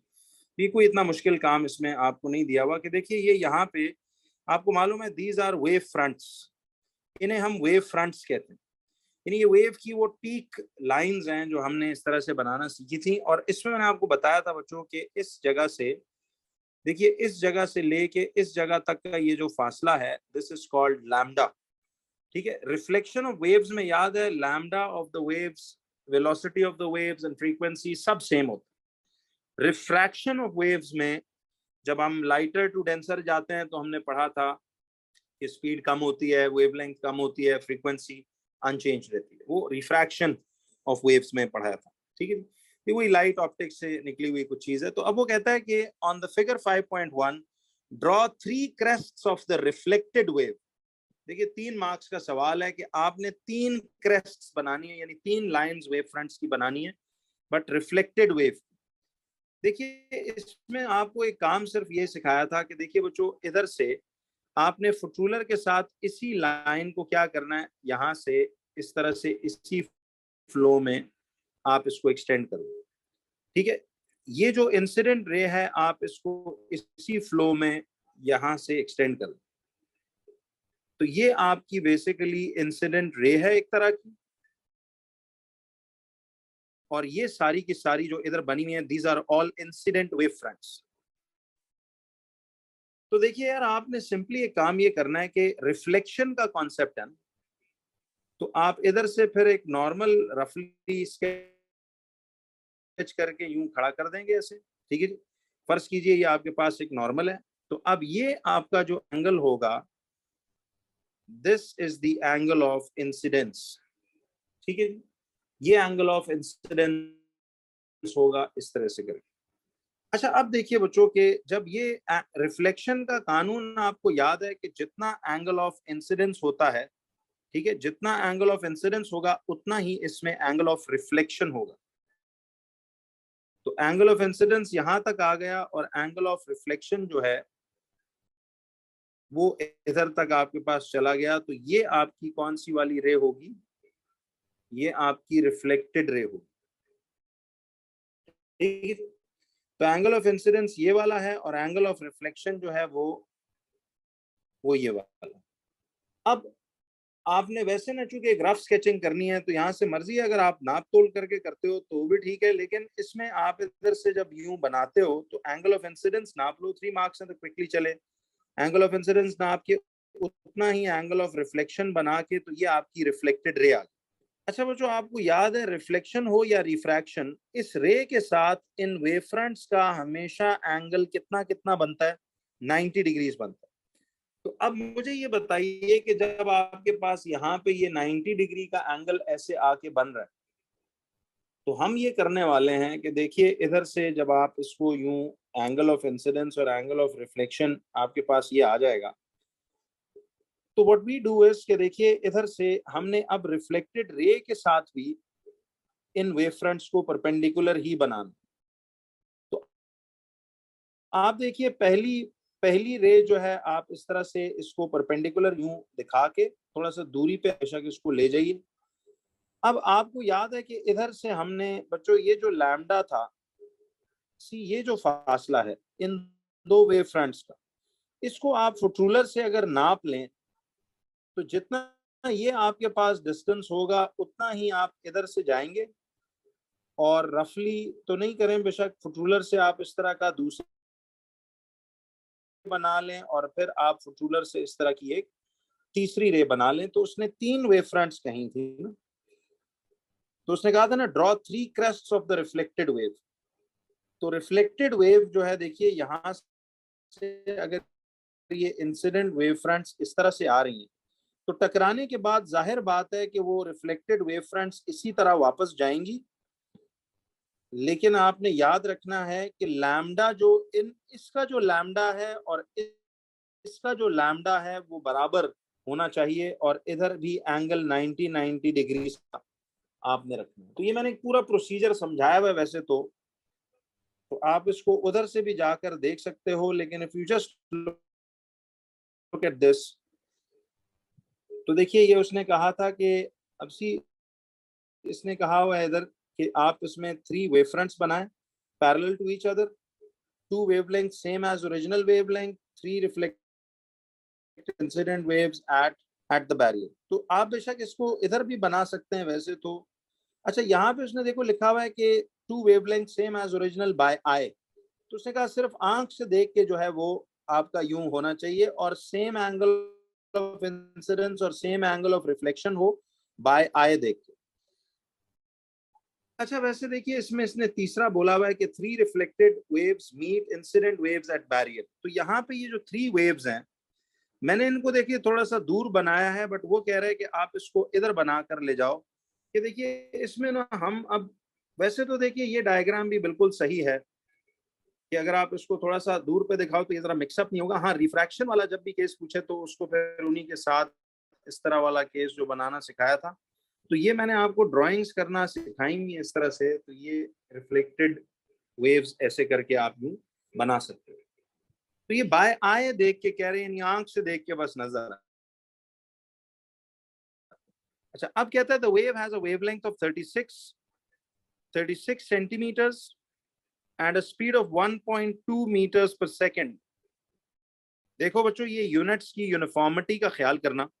अगर स्पीड मीटर पर सेकंड में दिया हुआ है तो फिर इस वेवलेंथ को हमें मीटर्स में चेंज करना पड़ेगा। तो वो कहता है calculate the frequency of the wave. तो आप फ्रीक्वेंसी को ढूंढने के लिए क्या करोगे कि सबसे पहला काम, देखिए ये ब्लंडर हुआ होगा कईयों से, यार इस चीज का मसला हल करो कि 36 सेंटीमीटर्स को मीटर्स में चेंज करना है तो आपको 0 पॉइंट डिवाइड बाय 100 करना पड़ेगा। ये 0.36 मीटर्स है। देखे ना, वेवलेंथ मीटर में होगा, स्पीड मीटर्स पर सेकंड में है, तो फिर frequency v is equal to F lambda करके हम निकालेंगे तो v आपके पास 1.2 आएगा, फ्रीक्वेंसी आपके पास f आएगी, और लैम्डा आपके पास आएगा 0.36। तो फ्रीक्वेंसी जो है ये होगा 1.2 अपॉन 0.36। तो अब गौर कीजिएगा कि फ्रीक्वेंसी आएगी 1.2 ओवर 0.36, तो ये कितना आ जाता है आपके पास, ये आएगा 3.33। तो इसका मतलब है कि फ्रीक्वेंसी विल बी 3.33 हर्ट्ज। अब देखिए हर वैल्यू दो सिग्निफिकेंट फिगर्स, तो फिर हम इसको 3 सिग्निफिकेंट छाप कर, तो इसको भी हम 3.3 हर्ट्ज की फ्रीक्वेंसी में ले आएंगे। तो फ्रीक्वेंसी के एसआई यूनिट्स आपको मालूम है, they are hertz, H capital Z small. If you look back at the answer, तो आप देखोगे कि यहाँ पे आपको ये v equal to F lambda में यही वो दिया हुआ है 3.3 हर्ट्ज, इस तरह करके 3 मार्क्स। ठीक है, तो ये अब आपको उम्मीद है बच्चों ये क्लैरिटी बिल्कुल होगी होगी। तो सीधे सच इजी क्वेश्चंस, वेव्स हो या ऑप्टिक्स हो या कुछ भी, स्ट्रेट फ्रॉम द नोट, सीधी सीधी बातें। अब वो कहता है कि देखिए complete the following sentences. An echo is the name for a reflected dash wave.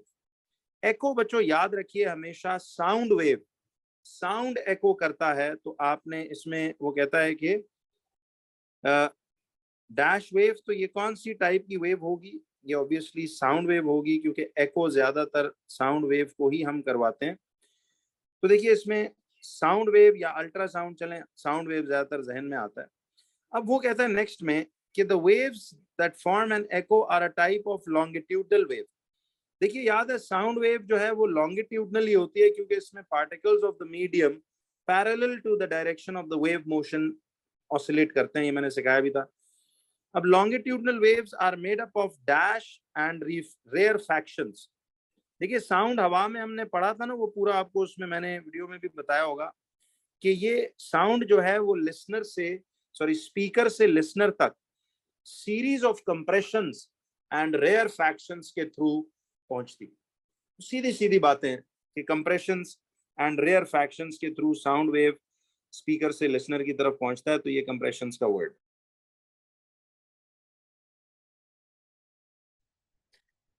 तो देखिए वो कहता है कि figure 6.1 shows a water wave in a ripple tank. देखिए रिपल टैंक मैंने आपको बताया भी था कि ये सिर्फ एक सिंपल सा पानी का टैंक है जिसमें आप ऐसे वेव्स प्रोड्यूस करते हो और नीचे उसके वो शीट ऑफ पेपर होता है। तो ये आज मैंने जो डायफ्रैक्शन का एक छोटा सा टॉपिक आपको कहा रिकॉल करने का, उसी में एंड पे मैंने उसका ड्राइंग भी बनाई हुई। तो बहरहाल हमने इस क्वेश्चन में रिपल टैंक के साथ कुछ नहीं करना। वो कह रहे हैं कि देखो ये ओरिजिनल वेव डायरेक्शन है, वेव्स ऐसे आ रही हैं, ठीक है, और यहाँ पे ये एक रीजन, यानी इस बैरियर से इस तरफ रीजन ए है, और इस तरफ सारा रीजन बी है, और ये उनकी न्यू डायरेक्शन है। ठीक है, न्यू डायरेक्शन उस तरफ जा रही है। तो आप सब लोगों ने देखिए रिफ्रैक्शन ऑफ वेव्स का कॉन्सेप्ट पढ़ा हुआ है। यहाँ वैसे मुझे बताओ, क्या रिफ्लेक्शन ऑफ वेव्स हो रही है, रिफ्रैक्शन ऑफ वेव्स हो रही है, या फिर डायफ्रैक्शन हो रही है? देखिए रिफ्लेक्शन में तो लाइट, ये जो वेव्स हैं, ये तो इस बैरियर से टकरा के वापस जानी चाहिए थी, और इस तरह का एक पैटर्न उतनी ही वी एफ और लैम्डा के साथ वापस चली जाती। बट ये रिफ्लेक्शन ऑफ वेव्स नहीं है। डायफ्रैक्शन में क्या होता है कि वहां बैरियर में एक गैप होता है। तो अगर लैम्डा का वो जो हमने पढ़ा था कि गैप की साइज इस तरह है, तो वो सर्कुलर वेव्स बनती हैं। तो ये ना तो रिफ्लेक्शन है ना डायफ्रैक्शन है, तो ये कौन है? देखते साथ पता लग गया। हमें याद है कि जब वेव्स एक मीडियम से दूसरे मीडियम में जाती हैं, तो यहाँ पे गौर से देखो जरा, इधर इनका लैम्डा जो है वो ये फासला बनता है, राइट? इधर इसका लैम्डा ये है। बट यहाँ देख रहे हो कि यहाँ पे लैम्डा हैज इंक्रीज्ड, तो बाय आई नजर आ रहा है यहाँ लैम्डा ज्यादा है रीजन बी में। तो वी एफ और लैम्डा ना रिफ्लेक्शन में बदलता था, याद है? हमने पढ़ा था ना, रिकॉल करो, रिफ्लेक्शन ऑफ वेव्स। ये पूरा मैंने ड्राइंग बनाई हुई है, अब जरा ये उसके लिए आपको वहां देखना पड़ेगा। रिफ्लेक्शन ऑफ वेव्स में, सी आपको एक बेसिक फैक्ट मैंने बताया था कि रिफ्लेक्शन ऑफ वेव्स में V F lambda incident wave fronts और रिफ्लेक्टेड वेव फ्रंट्स का वी भी एक जैसा होता है। फ्रीक्वेंसी जितनी इंसिडेंट वेव फ्रंट्स की है उतनी रिफ्लेक्टेड वेव फ्रंट्स की भी होगी, और लैम्डा जितना इंसिडेंट वेव फ्रंट्स का है उतना ही रिफ्लेक्टेड वेव फ्रंट्स का भी होगा। लेकिन डायफ्रैक्शन में भी आपने क्या पढ़ा था कि देखिए डायफ्रैक्शन में भी जो v of the incident wave fronts है वही v of the diffracted wave fronts होगा। जो lambda of the incident wave fronts है वही लैम्डा ऑफ द डायफ्रैक्टेड भी होगा। जो frequency of the incident wave fronts है वही फ्रीक्वेंसी ऑफ द डायफ्रैक्टेड भी होगी, इक्वल होगा। रिफ्रैक्शन में अलबत्ता रिकॉल कीजिए कि रिफ्रैक्शन ऑफ वेव्स में हमने क्या पढ़ा था। रिफ्रैक्शन ऑफ वेव्स में आपने पढ़ा था कि जब आप लाइटर से डेंसर मीडियम को आते हो, remember lighter to denser medium, यानी बेसिकली मैंने इसमें यह बताया था आपको कि जब आप डीप वाटर से, याद है, जब आप डीप वाटर से टुवर्ड्स शैलो वाटर्स आते हो, जैसे मैंने वो एक समंदर की मिसाल उसमें दी थी कि डीप वाटर से शैलो वाटर्स में आते हो तो वेलोसिटी क्या होती है, इट डिक्रीजेस। बेसिकली देखें, डीप से शैलो वाटर में आना, deep is like lighter medium, क्योंकि वेव्स उसमें, याद है, आसानी से ट्रैवल करती हैं। और शैलो मीडियम जो है उनमें वेव्स को मूव करना मुश्किल होता है, क्योंकि गहराई कम होती है तो वो नीचे बेस पे टकरा सकती हैं। तो डीप वाटर से शैलो वाटर में आना was like lighter to denser. तो जब समंदर की वेव्स देखो ना, डीप समंदर से टुवर्ड्स द कोस्ट लाइन आती हैं, तो उनकी स्पीड भी कम होती है, उनका लैम्डा भी डिक्रीज होता है, और लैम्डा डिक्रीज होने का मतलब फ्रीक्वेंसी अनचेंज्ड रहती है। ठीक है, ये था, सुनो, ये था जब वो डीप से शैलो वाटर में आए। बट अगर इसका उलट करोगे, शैलो वाटर से, यानी अगर दोबारा शैलो पानी से डीप की तरफ जाए, तो वेलोसिटी बढ़ेगी, लैम्डा बढ़ेगा, फ्रीक्वेंसी अनचेंज रहेगी। ठीक है, तो मैं इसको रिवर्स में भी यहाँ लिख देता हूँ कि अगर आप शैलो से, देखिए अगर आप शैलो से डीप वाटर जा रहे हो, तो शैलो मीडियम होता है डेंसर, ठीक है, डेंसर, और डीप होगा लाइटर। तो अगर आप इसका ऑपोजिट भी करते हो, तो शैलो से डीप में जाते हुए वेलोसिटी बढ़ेगी, ठीक है, velocity increases, lambda increases, V और लैम्डा दोनों बढ़ते हैं, याद, lambda increases and frequency will remain unchanged in this case also. ये पूरी एक एक करके बात सारी एक्सप्लेन की हुई है। तो देखो, इफ यू आर फीलिंग कि मुझे ये रिफ्लेक्शन ऑफ वेव्स और रिफ्रैक्शन भूल रहा है, तो आप वेव्स के सेक्शन में जाएं, वीडियोस अभी भी वैसे अपलोडेड है, और भी फायदा होगा, उससे रिवाइज हो जाएगा। तो अब वो कहता है कि देखो, वो कहता है state the name of the process that occurs as the wave moves from region A to region B. Name of the process बताना। तो देखो जब ये वेव्स रीजन ए से रीजन बी जा रही हैं तो लैम्डा बदल रहा है, फौरन हम समझ जाएंगे ये रिफ्रैक्शन ऑफ वेव्स है। तो इसका हम क्या जवाब लिखेंगे कि ये कौन सा प्रोसेस इसमें आपको दिखाई दे रहा है? ये basically name of the process इसमें रिफ्रैक्शन है।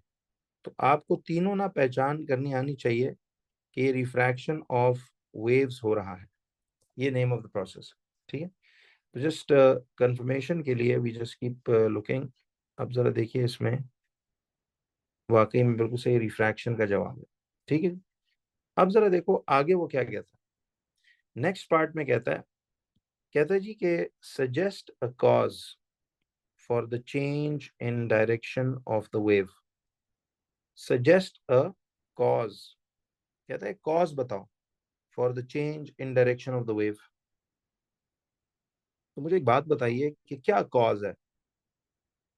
Suggest a cause for the change in direction. Basically आपको याद है कि ये वेव्स रिफ्रैक्शन में अपनी डायरेक्शन बदलती क्यों है? क्या ख्याल?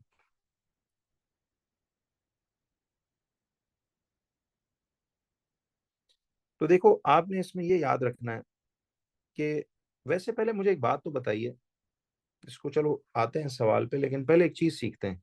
मैंने आपको देखो दोनों ये केसेस पूरे इधर लिख कर रिकॉल दे दिए। रिफ्रैक्शन के लिए ये भी केस रिफ्रैक्शन का था, ये भी।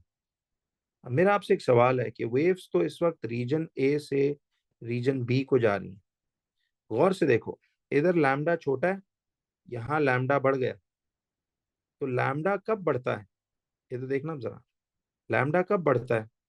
जब वेव्स डीप से शैलो से डीप जा रही हो, यानी डेंसर से लाइटर जा रही हो। ठीक है, तब लैम्डा बढ़ रहा है ना, क्योंकि यहाँ पे वो दिख रहा है। और जब लैम्डा बढ़ रहा है तो इसका मतलब है स्पीड भी क्या कर रही है? देखिए आपने v is equal to F lambda पढ़ा हुआ है ना? तो f तो कांस्टेंट है, तो v और लैम्डा डायरेक्टली प्रोपोर्शनल नहीं हो गए। तो अब देखो ना, यहाँ से लैम्डा छोटा है और इधर लैम्डा बिगर है। इसका मतलब है रीजन ए से वेव्स जब रीजन बी में आई होंगी, देखो रीजन ए से जब वेव्स रीजन बी में आई होंगी तो इसका लैम्डा बढ़ गया। अच्छा, अगर लैम्डा बढ़ रहा है तो मतलब वेलोसिटी बढ़ेगी। तो वो कह रहा है कि suggest a cause for the change in direction of the wave. तो कॉज ये था कि waves were traveling, waves are, अब मुझे बताएं किस रीजन में ये फास्टर है? देखो ना लैम्डा बढ़ रहा है, ठीक है, तो फिर इसका मतलब है वेलोसिटी भी रीजन बी में बढ़ेगी। तो इसका मतलब है कि रीजन बी में ये वेव्स आर फास्टर। ये बात समझ आ रही है कि कैसे हमने कनेक्ट किया?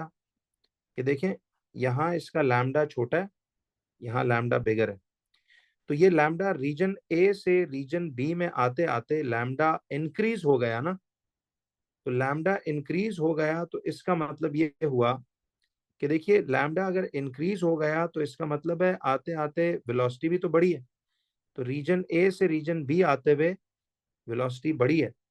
तो रीजन बी में यूं कह लो कि इनकी ग्रेटर वेलोसिटी है वेव्स की, और चलो मैं यूं शॉर्ट वर्ड्स में लिखता हूँ कि ग्रेटर वेलोसिटी है, और रीजन ए में लेसर वेलोसिटी है। तो रीजन ए में हम कहेंगे कि उनकी लेसर वेलोसिटी है। तो मुझे एक बात बताओ कि कॉज यही नहीं है फिर, कि ये जो लेसर वेलोसिटी से ग्रेटर वेलोसिटी, देखिए स्पीड में जो चेंज आई है, इसी वजह से वेव्स अपना रास्ता या रिफ्रैक्शन नहीं करते। तो वो कह रहा है suggest a cause for the change in the direction. तो कॉज इसका ये था कि बेसिकली वेव्स आर मूविंग, देखो ना ग्रेटर वेलोसिटी है बी रीजन में, तो waves are moving faster in B, waves are moving faster in region B, ठीक है, and slower in region A। तो देखो सामने सारी कार्रवाई के, इधर लेसर वेलोसिटी है, इधर ग्रेटर वेलोसिटी है। तो ये जो रास्ता बदलता है ना वेव्स का, याद रखिए refraction of waves occurs because जो स्पीड है वेव्स की वो चेंज हो रही है। तो waves are moving faster in B but slower in the zone A. तो अब इसका जवाब अगर आप बैक से चेक कर लें तो लेट्स सी कि वो क्या कहता है। सी, तो वो कहता है कि waves move faster in region B और स्लोअर इन रीजन ए। तो ये स्पीड की तब्दीली ने बेसिकली ये काम करवाया है। ठीक है। अच्छा, अब जरा देखिए इसमें आगे जरा सवाल पे आते हैं कि उसने, तो अब ये बच्चों देखिए इसकी बी पार्ट की तरफ। लेट्स प्रोसीड कि अब इधर हमें वो क्या कहते हैं। ठीक है। अब देखिए एक बात याद रखें कि ये पार्ट तो चलो मुकम्मल तौर पे हमने डिस्कस कर लिया। अब आ जाइए जरा इस पार्ट पे। कहता है कि figure 6.2 shows a transverse wave. ये डिस्प्लेसमेंट है।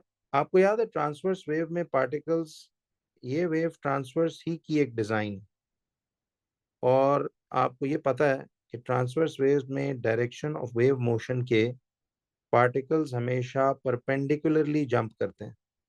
तो देखो पार्टिकल्स हमेशा इसमें परपेंडिकुलरली जंप करेंगे, तो ये जो है वो एक वेव मोशन ऐसे बनती है। तो कहता है figure 6.2 shows a transverse wave. On figure 6.2, draw a wave which has half the amplitude and a greater frequency. कहता है on figure 6.2, draw a wave which has half the amplitude and a greater frequency than the wave shown. अब ये भी मैंने आपको बताया था कि देखिए उसने हमें ये कहा है, ये याद रखना, अब ये डिस्प्लेसमेंट है और ये टाइम है।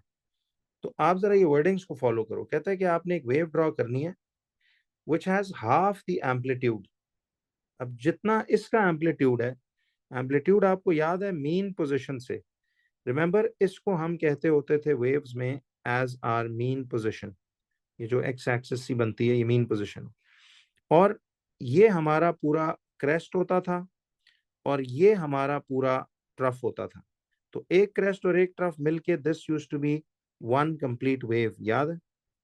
तो इस वक्त आपको एक वेव और यहाँ दो वेव्स और 2.5 वेव्स दिखाएंगी, थोड़ी सी ज्यादा उस, बट वो कहता है हाफ एम्पलीट्यूड। अब मुझे बताएं एम्पलीट्यूड आपको याद है कि इस फासले को ही नहीं कहते थे कि ये मीन पोजीशन से अबव पीक पॉइंट तक या मीन पोजीशन से बिलो मिनिमम पॉइंट तक, इस फासले को हम एम्पलीट्यूड का टाइटल देते थे।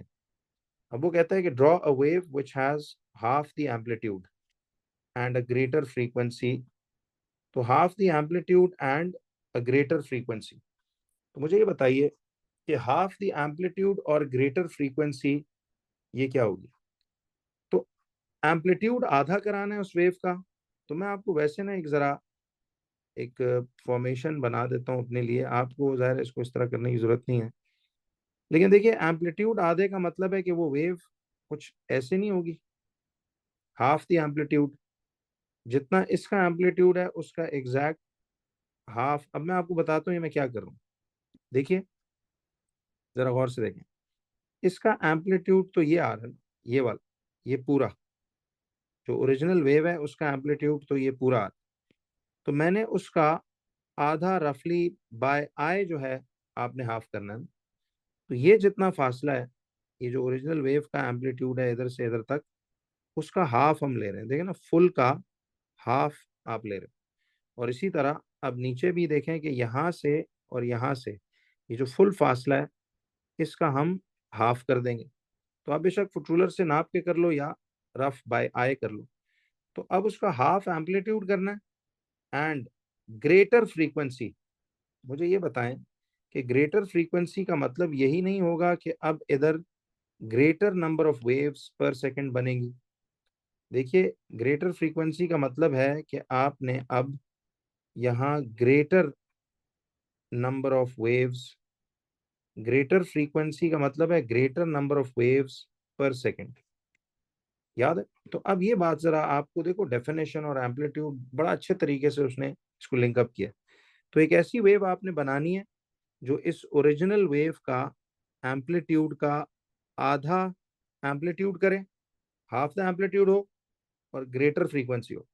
जरा गौर करो, यहाँ फर्ज कीजिए इसने इतनी देर में, देखो ना ये टाइम है, यहाँ इसने फर्ज करो इतनी देर में एक वेव मुकम्मल की है। ठीक है। तो ग्रेटर फ्रीक्वेंसी का मतलब है कि हम अब उतनी ही देर में ज्यादा नंबर ऑफ वेव्स ना कर लें, तो चलो डबल कर लेते। तो अब आप ये दोनों बातों को जरा रिलेट करोगे, देखिए फ्रीक्वेंसी भी बढ़ानी है तो आप इसको ऐसे कर लो। तो मैं अब उतनी ही देर में ग्रेटर फ्रीक्वेंसी का मतलब है ये कर देता हूँ। देखो अब एम्पलीट्यूड भी आधा हो गया, और उतनी ही देर में पहले बन रही थी एक मुकम्मल वेव, बट हम ये एक वेव और यहां से दूसरी वेव, दो वेव्स उतनी ही देर में अब उतनी ही देर में अब यानी पर सेकंड अब दो वेव्स पूरी करा रहे। तो अब इसी तरह आप यहां से इसको भी आगे कंटिन्यू कर लो कि यहां से ये इधर ऐसे आए और फिर इधर से ये ऐसे आए, फिर इधर से ये ऐसे जाए। तो ये वो वेव है। अब बेशक आप यहां से ये देखिए, अब बेशक आप यहां से ये जो डॉटेड लाइन है, सॉरी ये dotted lines, now you can रब। तो इन्हें पेंसिल से बना के अब देखो ना, ये वाकई में गौर से देखिए, ये वाकई में देखो अब इस वेव का एम्पलीट्यूड ये था, इसका आधा हो गया, तो हाफ द एम्पलीट्यूड नहीं हो गया। और ग्रेटर फ्रीक्वेंसी मतलब ग्रेटर नंबर ऑफ वेव्स पर सेकंड। तो पहले अगर ये पूरी वेव इतनी देर में एक वेव पूरी हो रही थी, तो अब उतनी ही देर में यहाँ से एक और ये दो दो वेव्स पूरी होंगी।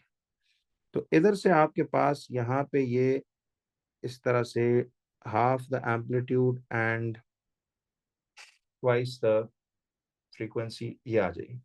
ठीक है, तो बच्चों यहां तक आपने इसमें ऐसे किया। तो अब सी पार्ट पे आइए। सी पार्ट में कहता है कि अ ट्रेन ट्रेवल्स। अब देखें इसका जरा चलें जवाब मैं आपको तसल्ली करने के लिए बता दूं कि इसने क्या लिखा हुआ है, ताकि रीडिंग इसमें अक्सर ड्राइंग में आती है। अब देखो कहता है at least one complete cycle with half amplitude, वो हमने दिखा दिया। At least one complete cycle shorter time period. तो देखो ना वाकई में इसका अब इस एक वेव का अब शॉर्टर टाइम नहीं लग रहा, पहले उस पूरी वेव में इतना टाइम लग रहा था। देखो ये पूरी एक वेव इतनी देर में कंप्लीट हो रही है, टाइम ही। अब वही वेव आधे टाइम में हो रही, तो शॉर्टर टाइम होगा तो ही फ्रीक्वेंसी बढ़ेगी ना, मतलब वही है। तो ड्राइंग के खैर मार्क्स थे। I hope you are getting this now. अब जरा देखिए उसने अगले पार्ट में क्या कहा। कहता है अ train travels along steel rails. तो आपको पता है उस स्टील के ट्रैक पे ट्रेन चलती है। A person waiting at a station hears the sound of the train। कहता है एक पर्सन स्टेशन पे इंतजार कर रहा है, वो उस ट्रेन की आवाज उसको सुनाई दे रही है थ्रू द रेल्स। तो देखें फर्ज करो उसने कान उस ट्रेन की पटरी पे लगाया, वहां से उसको आवाज आ रहा है। Before he hears the sound through the air. तो कहता है कि वो कान को पटरी पे लगाता है तो ही hears the sound from that trail, from those rails as compare to the sound in the air.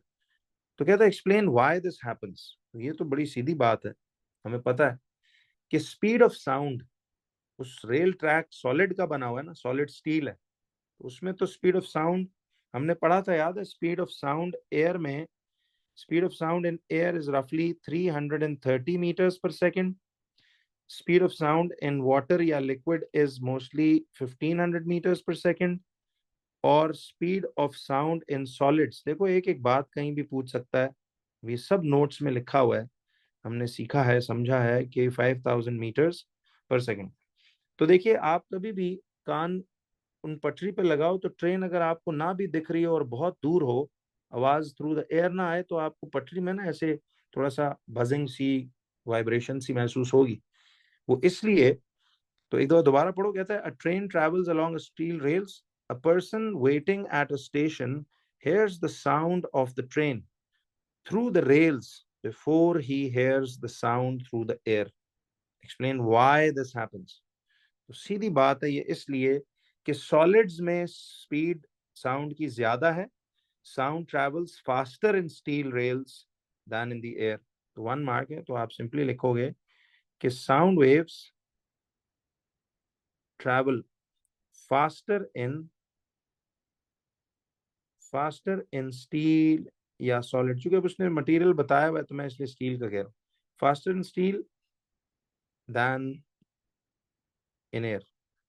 ठीक है जी। तो दे ट्रैवल फास्टर इन,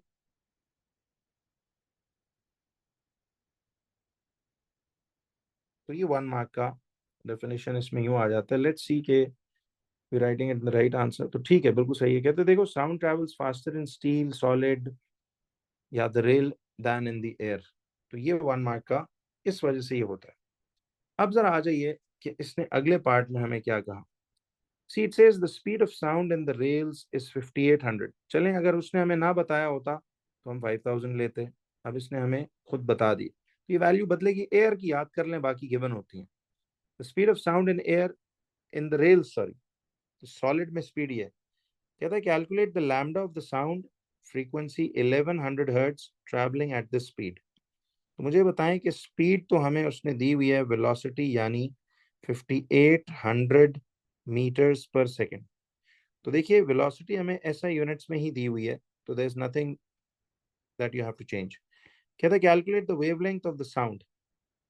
तो वेवलेंथ यानी हमने इसका लैम्डा ढूंढना है। कहता है जिसकी फ्रीक्वेंसी 1100 हर्ट्ज है, तो फ्रीक्वेंसी 1100 हर्ट्ज। तो मुझे ये बताइए कि फ्रीक्वेंसी 1100 हर्ट्ज है, वेलोसिटी है। तो अब आपने ये करना है कि v is equal to F lambda. v is 5800, frequency is 1100 into lambda. देखिए गौर करें बच्चों, फ्रीक्वेंसी भी अपने एसआई यूनिट्स में है और ये भी अपने उसमें है। तो अब लैम्डा हम कैसे ढूंढेंगे? ये आ जाएगा 5800 अपॉन 1100। तो अब अगर एग्जैक्ट आया तो एग्जैक्ट लिखेंगे, वरना लोवेस्ट सिग्निफिकेंट वाली जो रूल बताया था। तो 5800 डिवाइडेड बाय 1100, तो ये आएगा आपके पास। अब देखो ये जवाब आ रहा है 5.272727, बहुत लंबा आंसर है। तो हम ये देखेंगे कि इसमें, अब गौर से देखो, इसका जो जवाब है 5800, ये 4 सिग्निफिकेंट है, ये भी 4 सिग्निफिकेंट है, तो हम इसको भी चलो 4 सिग्निफिकेंट लिख लेते हैं। लेकिन अब न्यू रूल्स के मुताबिक ना ये कहानी यूं ही बनेगी। तो आप इसे 5.272 लिख दो, जो कि ये, सॉरी 5 सिग्निफिकेंट लिख के, तो इसको हम यूं लिख लेते हैं 5.272 मीटर्स। तो 5 सिग्निफिकेंट लिख के इसको आप इस तरह राउंड कर दें। ठीक है। अब मार्किंग स्कीम में ना इसने देखो यहाँ पे आपको एक आंसर 5 पॉइंट दिया हुआ है 3 ओम्स का, तो वो यहाँ तक तो हमने बिल्कुल सही किया है। लेकिन ये 5.3 मीटर्स है। तो अब नए रूल्स के मुताबिक, चलो वैसे ज्यादातर ये एग्जैक्ट फिगर्स ही आएंगे, लेकिन अब राउंडिंग रूल देखिए, एक आधे केस की वजह से ये पुराने ईयर्स में थोड़ा सा क्लियर कट नहीं था। लेकिन अब आपने देखा ना 2020 के बाद जितने पेपर्स किए, रेडियो नोटिस, उनमें रूल बिल्कुल सेम था। तो उसने इसमें वही 3 सिग्निफिकेंट फिगर्स लेके उसको 5.3 किया हुआ है पुराने रूल्स के मुताबिक। पर अब नए रूल्स में आप ऐसे कर लो कि देखो ये भी 4 सिग्निफिकेंट, ये भी 4। तो हम क्या करेंगे कि 5 सिग्निफिकेंट कॉपी करके 4 तक ये जवाब आता है। तो I hope it's clear to you. तो इसमें ना कंफ्यूज हूँ, वैसे कोई फर्क नहीं पड़ता इतना इन चीज़ों से। तो यहाँ तक ये आपका जवाब आ गया। तो देखिए दिस इज क्वेश्चन नंबर, इसका 6 का बी पार्ट। तो आई होप ये क्वालिटी आपको समझ में आ रही है और चीज़ें कुछ सेंस बनाती जा रही हैं। तो ये हमने इस तरह से इसको यूं करना था।